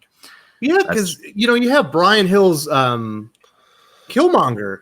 It's not really associated with the Black Panther movie, but it gives a fantastic origin for Killmonger. It's incredible. And, you know, it could have been a huge opportunity. Yeah, like I hope they do stuff like that. I don't like the tie-ins that lead directly into the movie. I think they suck. They're terribly unimaginative. They're very constrained on what you can do. But you give Brian Hill a thing, they say, you know what, Black Panther's coming out. We want a character tie-in. You can do something with Killmonger. And he's like, well, I don't really want to lead in the movie. He goes, I'd like to tell this story and, you know, of who he is. And I'm like, just do it. We just want to Killmonger thing out. And we got a great book. It's a fantastic story. So I hope it's more like that, where it's not constrained to where it has to lead directly into the movie, but things that relate to the MCU, I think are great ideas. Yeah. I really feel like it's a great opportunity. And, you know, if they take this, if they, you know, go with that direction, we could see a big push in this revival of Marvel Comics that we've already seen with the X-Men. And I'll tell you, that would excite me more than anything on this planet, to be honest. I mean, you know, besides my business doing well and flourishing, but yeah. Absolutely. So Ash, did you freeze up there for a moment, my friend? I did. So did you have anything to expand on what we were talking about? I know I think it's important to, this is how I'm thinking about it, and it might be important to think about it this way.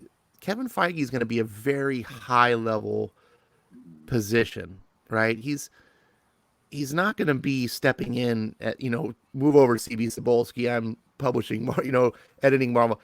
So I wouldn't advise anyone to think that he's going to get his hands, you know, that granular into making a lot of these decisions, like what artist gets hired or what writer gets hired on books. These things, I mean, we have a whole chain of command at Marvel Publishing that's going to be in charge of that.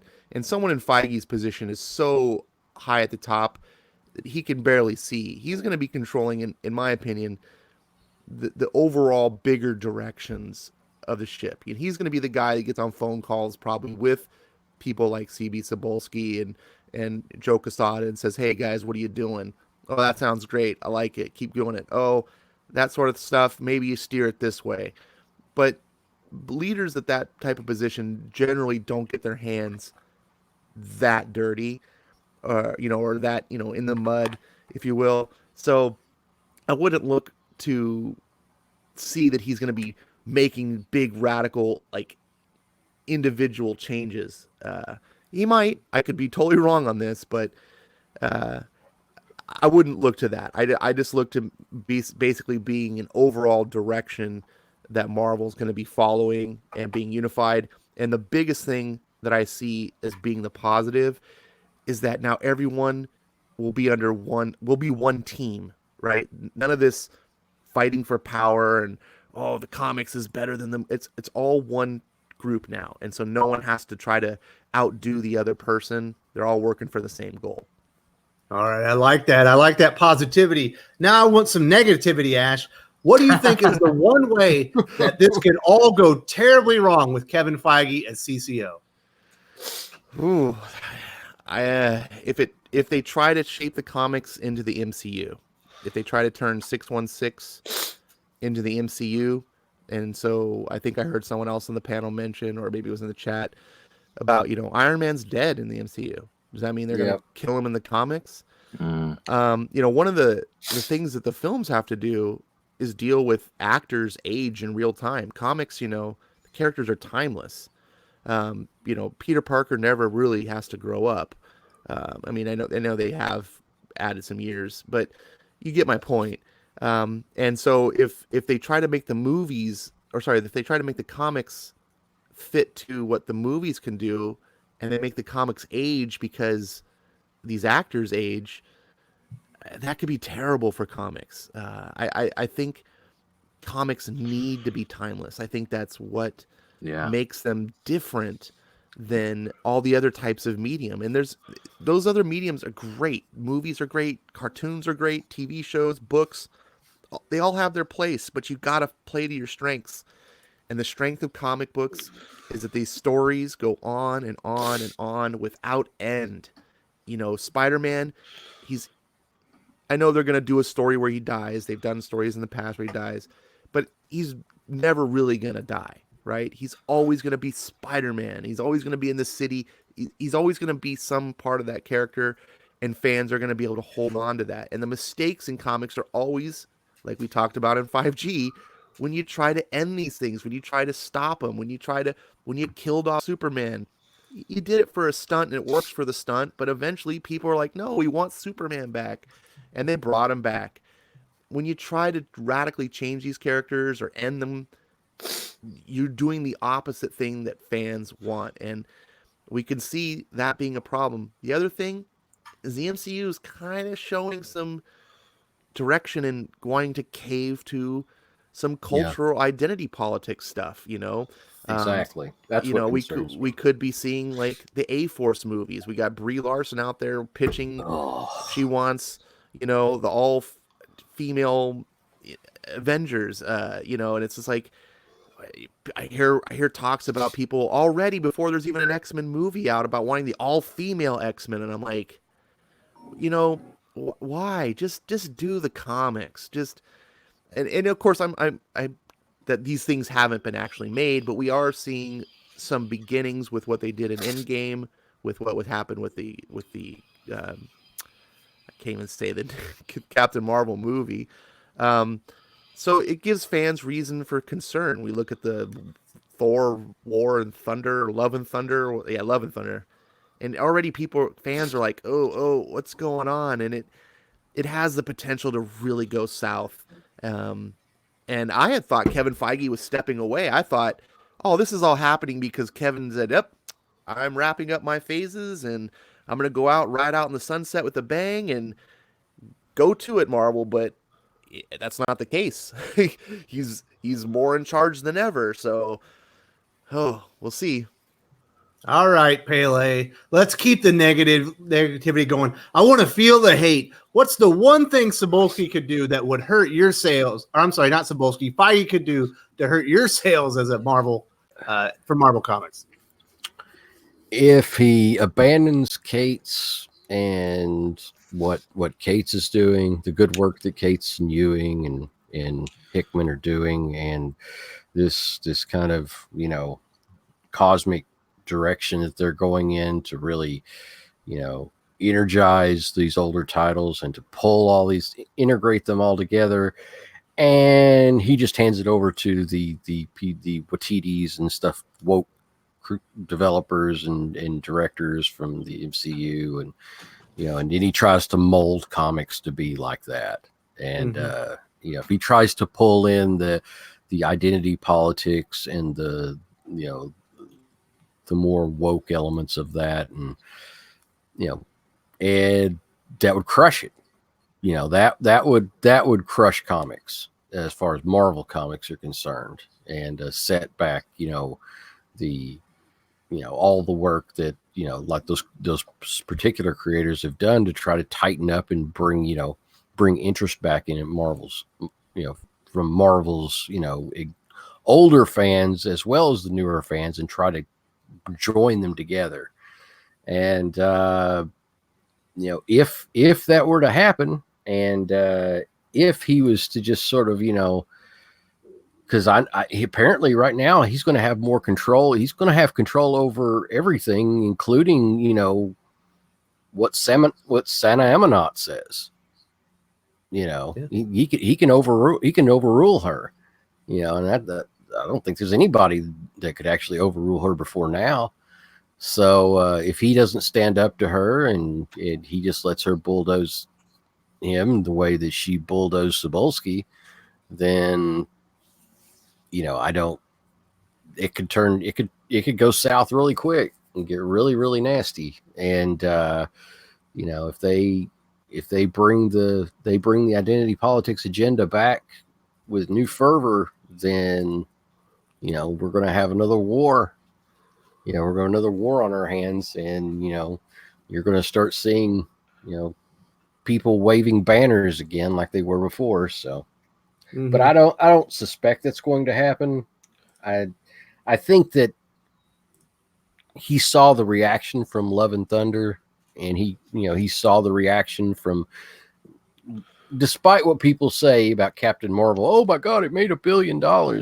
Well, yeah, they could have had a 12, a 2-hour movie of a dog taking a dump, and it would have made $1 billion, considering where it was wedged as far as right in between the two Infinity War films. So that doesn't say anything.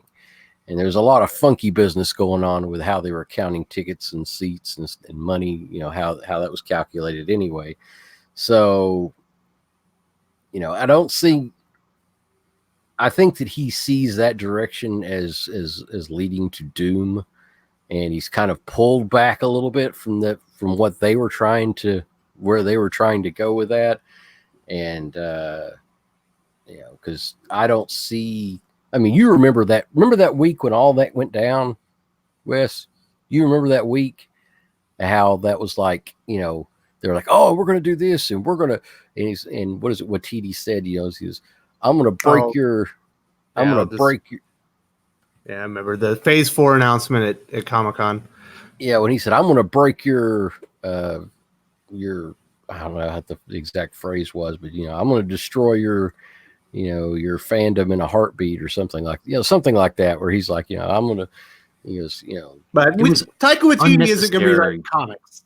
So we don't have to worry about but that. What I'm saying though, if he allowed that to continue, go over into comics, it doesn't even seem like he's going to allow it to go on in the films. He's kind of like, whoa, let's pull this back here. You're going overboard. And but in comics, I just don't think that I don't think he's going to do that. I think he's going to let them do their own thing. He's going to let them, let the House of Ideas serve as the House of Ideas. And I got my fingers crossed. I'm really, really hoping that's what he does. All right, let's bring it back to the positive. We don't want to end this subject on a negative and all that hate. Dylan, what's the one thing you think Feige could do that would be amazing for Marvel Comics? One thing that could be amazing.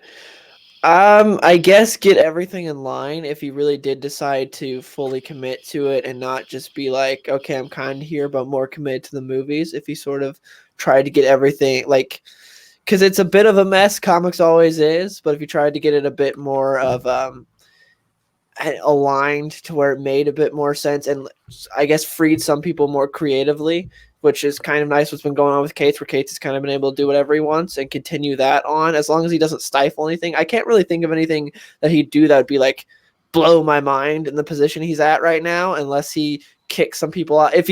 I guess basically Iron Man could blow my mind if he just kicks Slot off and actually puts a talented writer on there. Like you were talking about with 5G, how we could get like, oh, maybe Williamson's really good at Green Lantern. We just don't know. If you could get someone from Marvel that hasn't written Iron Man, that like maybe they're really good with Iron Man. Maybe they have a great Tony Stark story. Yeah, they could do that. I could see that. I think that'd be really cool. But yeah, I think the biggest thing would be maybe restoring some of those classic characters like Iron Man and Captain America, which when they were alive in the movies were represented really well. I like the way Iron Man and Captain America represented in the movies. And if he could restore those classic characters, because right now you've got what's his name, Coates or whatever on Captain America. That book hasn't been good in years. Like it hasn't been good in a while since I think Remender was on it. Like that was the last time that book was good. And then Iron Man's just been a complete mess where he's like dead and Riri took over, and then there's AI Iron Man. I think restoring Marvel Rebirth basically with those characters. If he could do that, I think that'd be huge to doing what worked in the movies and sort of like applying that a bit, not making the comics like the movies, but doing what worked and what was successful to the comics. I think could definitely be beneficial. Awesome. All right, Chase, you're our last ray of sunshine. What's the one thing Feige could do that you think would be great for Marvel Comics? I know that I kind of said this before, but do enough crossovers, and I'm not saying link it together perfectly, but I'm saying do promotions that allow, because look, I like the movies fine. I do. I think it's neat. I will watch them all. I really will. I'll buy them. I'll watch them. I'm cool with that. That's not the thing. But my focus, my love, my passion has always been on the source material. And that's of course the comics. And so, I think that's actually the cornerstone of all of this, to be honest. And I think that it's been vastly underrepresented in the past and recently. And I think that using those movies as a springboard to get more people excited about the source material, about what just impassioned this entire MCU push. When the Iron Man movie came out, that was really the one that made the MCU start big. It was an inspiration to me, and I was like, wow, why have I never read Iron Man comics? I've always loved X-Men. And so, I went back and bought some classic Iron Man, and, not everybody is that way. But if there was all it takes, like I said, is that little piece of paper or that little step, putting it as an insert, talking about the comics just a little bit. Hey, put a little thing on the very back of it. Say, if you like this, you might like to download this free digital comic. And it might get people into stores eventually, and say, look, wow, I like this. I think that would be my dream come true, guys. All right. So my one thing that Kevin Feige could do that would be terrible would be have the MCU drive the comics. It would be the reverse of the way things should go. The ideas and the direction of the comics should be the breeding grounds for ideas for the movies. So if they reverse that, that would be terrible. But the one thing he could really do, and I think he would do it, is to root out the good old boy network, the nepotism, the cronyism, and bring meritocracy to the forefront. If you're the best writer, you get the best characters. You have the best pitch for a character, you get to write the story. No more of this good old boy network. No more of this, oh, but Brian Michael Bendis is my mentor. I get a job, right? No, not if you can't write. So I think if he could. Or the stupid crap about how, you have to be black to write black characters. You have to be white to write white characters. If you're black, you can't write white characters. It's crap. That's garbage. Let writers write. Anyway, sorry to interrupt. All right. But that's what I would like, bring meritocracy for the forefront. Let's root out the good old boy network. Let's drain the Marvel swamp, get rid of that nepotism, get rid of cronyism, and just have the best stories from the best writers. So those are my thoughts. So my son has a costume party tomorrow, so we're going to wrap this up a little bit early. And from now on, Comics Aficionados is not going to last 3 hours. It's far too long. We're going to do 1 to 2 hour shows that are more focused. I like this format better, and everyone can get to lunch a little bit earlier. But we're definitely going to still do our comic book recommendations. Ash, what are you recommending this week? Oh, geez, I wasn't ready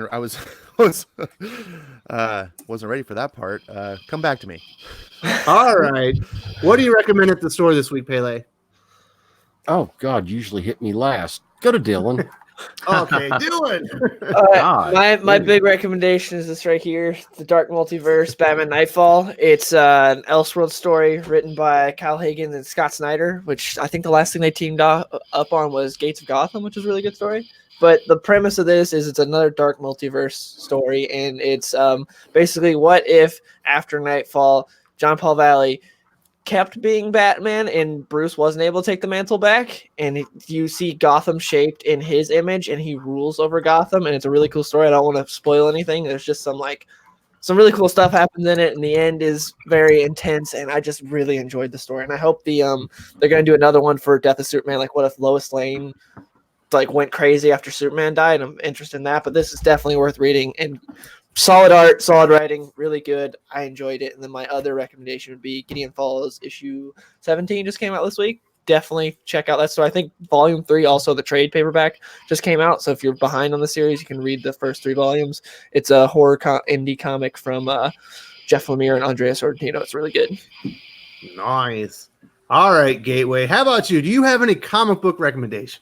Oh hell yeah! So my favorite two indies, dude, I'm loving them, and I already mentioned them, but it's Something Is Killing the Children by Boom Comics by Tinian, and then Once in Future. This is just a number 2 and a number 3, so and that's by Kieran Gillen. So you could jump into this fast and easy. You might even be able to find. Well, no, they're all sold out. they're the best indies in my opinion. They're on number 2 and number 3. Now I will say this as well. I haven't actually been continuing to buy it, but Absolute Carnage continues to be amazing. I think it's finishing up on the next issue. That came out on Wednesday. Freaking awesome. Cates is one of the best writers in comics. And I'll say this, I'm a huge fan of Hickman. And so X-Men number 1, a lot of people had some things to say about it that was a little negative, but it's stirred up some controversy. Now, just like people are saying, the X-Men are acting very different, but I feel that it's a setup to a very important message that I'm not going to spoil, but that I believe that Hickman is getting to. And I think that it's going to be a warning for a dark kind of attitude or a hateful attitude. And I think that it's going to be really good when the other shoe drops.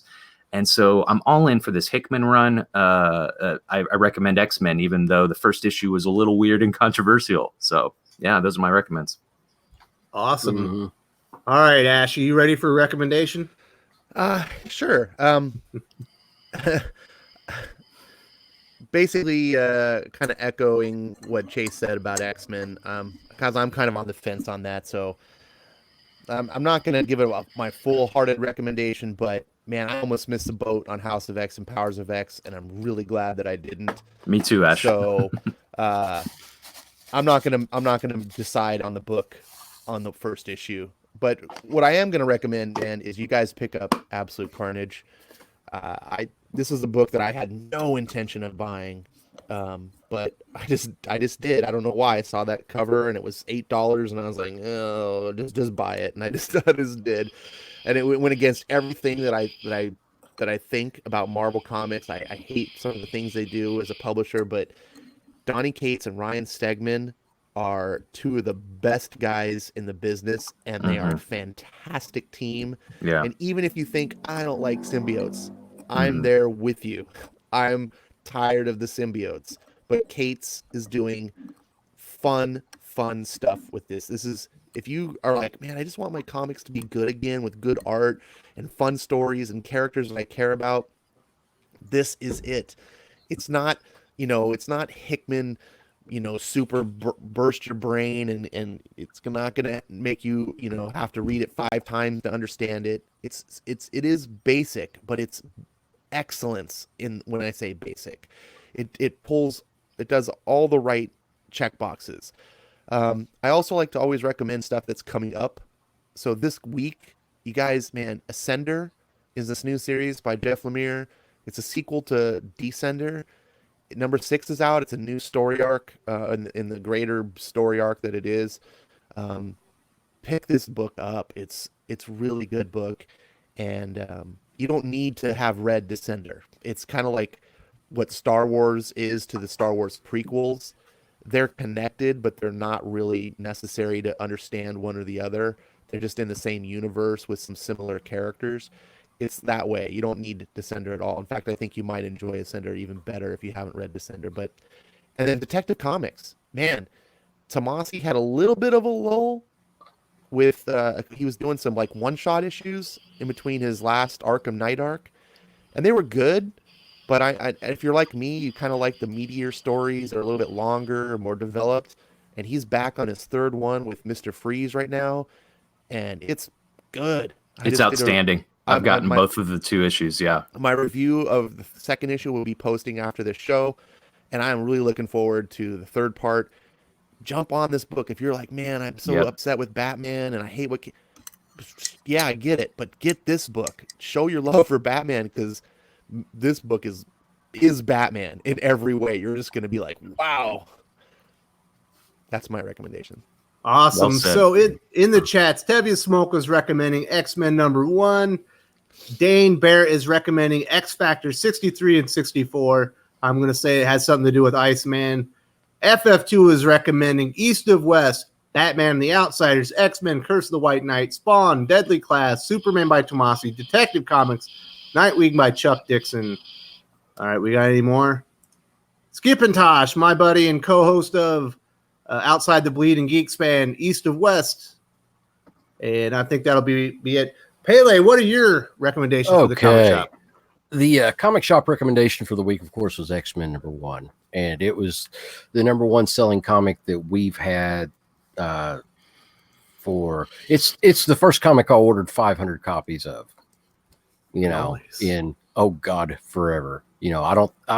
I've personally not ever ordered a comic 500 copies of a comic before, so that was kind of exciting, and I didn't really expect that we're going to sell them all immediately, kind of hold some copies back, keep some on hand for people who are going to want them future for back issues. And of course I wanted that incentive cover because, oh my God, that Art Germ, if you can find that Art Germ Virgin variant for anything less than $300, you're doing well. Or just get the trade dress, which is cover, just $4. It's pretty, or $5 rather. It's fantastic. Go out and find that, buy it. X-Men's great. It's setting up, this is a setup issue. This is not, it's not going to blow your hair back, but there's some very important things to pay attention in the issue. There's important things that are going on. If you read Powers of X, House of X, then Powers of 10, House of X, you're going to see some things going on, and there's going to be some tie-ins as far as with the Fallen Angels and the Marauders, which are going to be eye-opening in the future. And this is a setup, and it's a setup to well, I'm not going to give any details away, but I definitely read into this. It's great.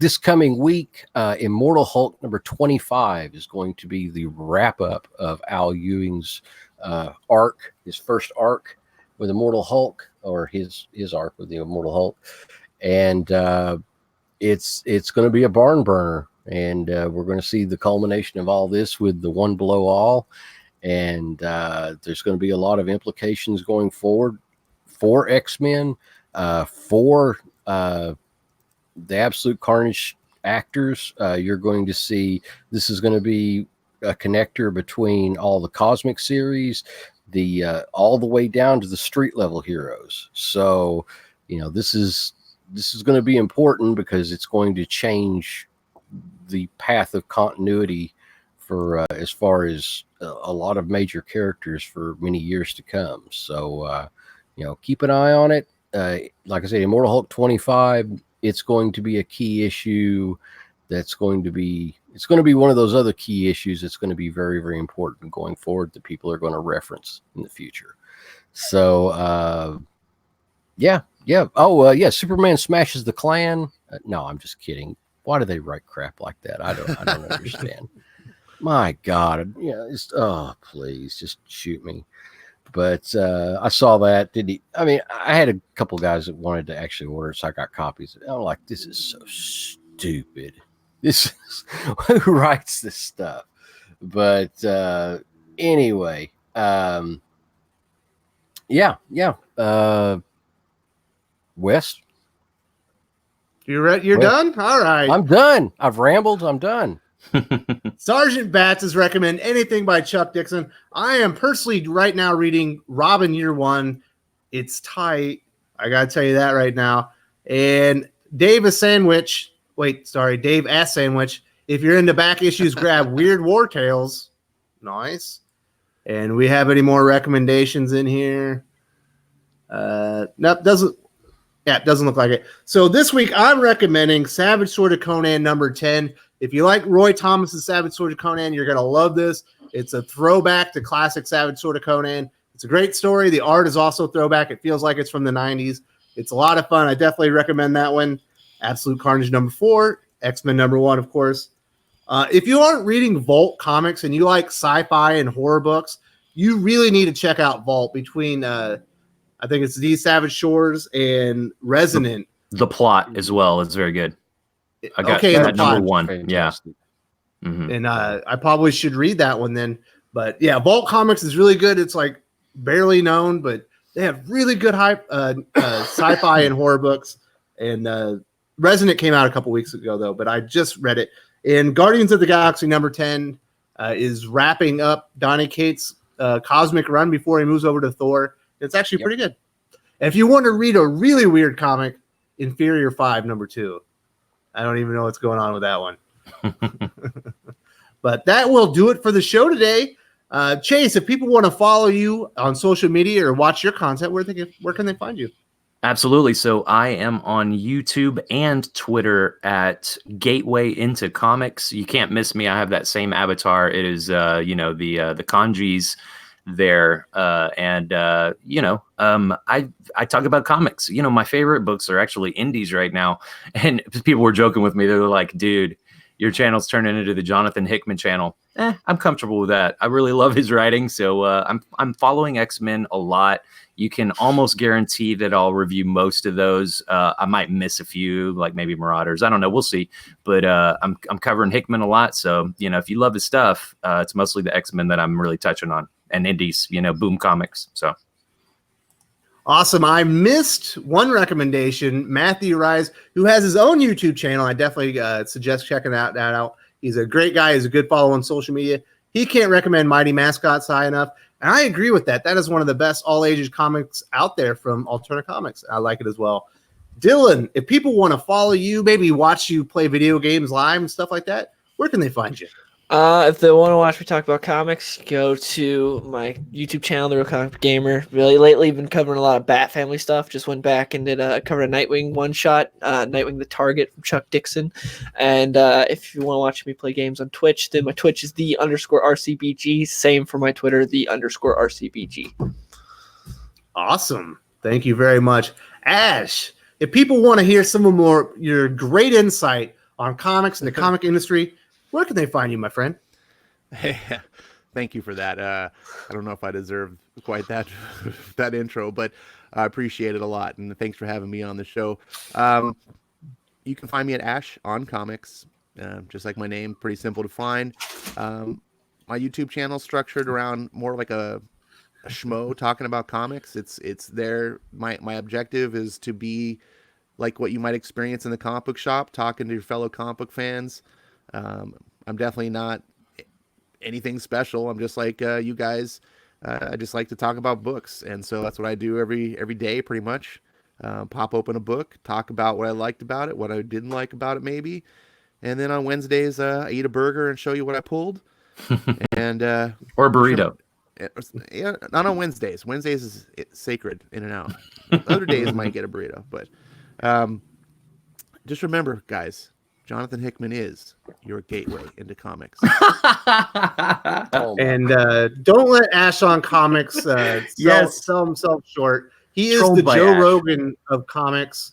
If you want Joe Rogan-like content on comic book industry, you go to Ash on Comics. You can take that to the bank. Pele, if people want information on maybe some pricing guides, like should I be paying this much for comics, where can they find you, my friend? You can find me _Pele on Twitch and on Twitch. My God, you're talking about Twitch earlier with us. On Twitter and Pele's got a Twitch. Yes. I do have a Twitch account actually, and I tried to play a couple games on there, and nobody came to check out what I was doing, so I said screw it.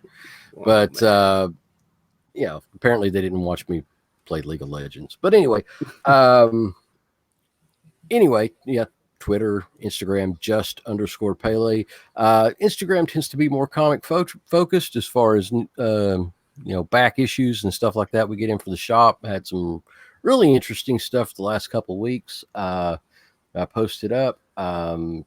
Twitter tends to be more talking about, what's going on in the industry. We're yelling, a lot of yelling back and forth, and a lot of conversation as far as trends that are going on, and sometimes about politics. But if that's not your thing, then Instagram's fine.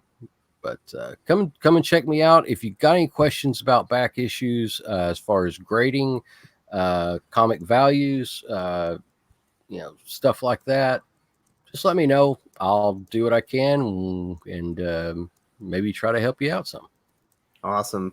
And if you want to follow Hendrix from the chat, if people want to follow me, I will be at the street corner or occupying your local 7-Eleven's bathroom for long periods of time. Thank you very much for that. And that's where you'll find him. I want to thank everyone on the panel. It was a great show today. We hit the DC 5G real hard. Then we got the Kevin Feige Marvel stuff. Thank you all for joining us. That will end the Comics Aficionados. Salamat po, and I'm out.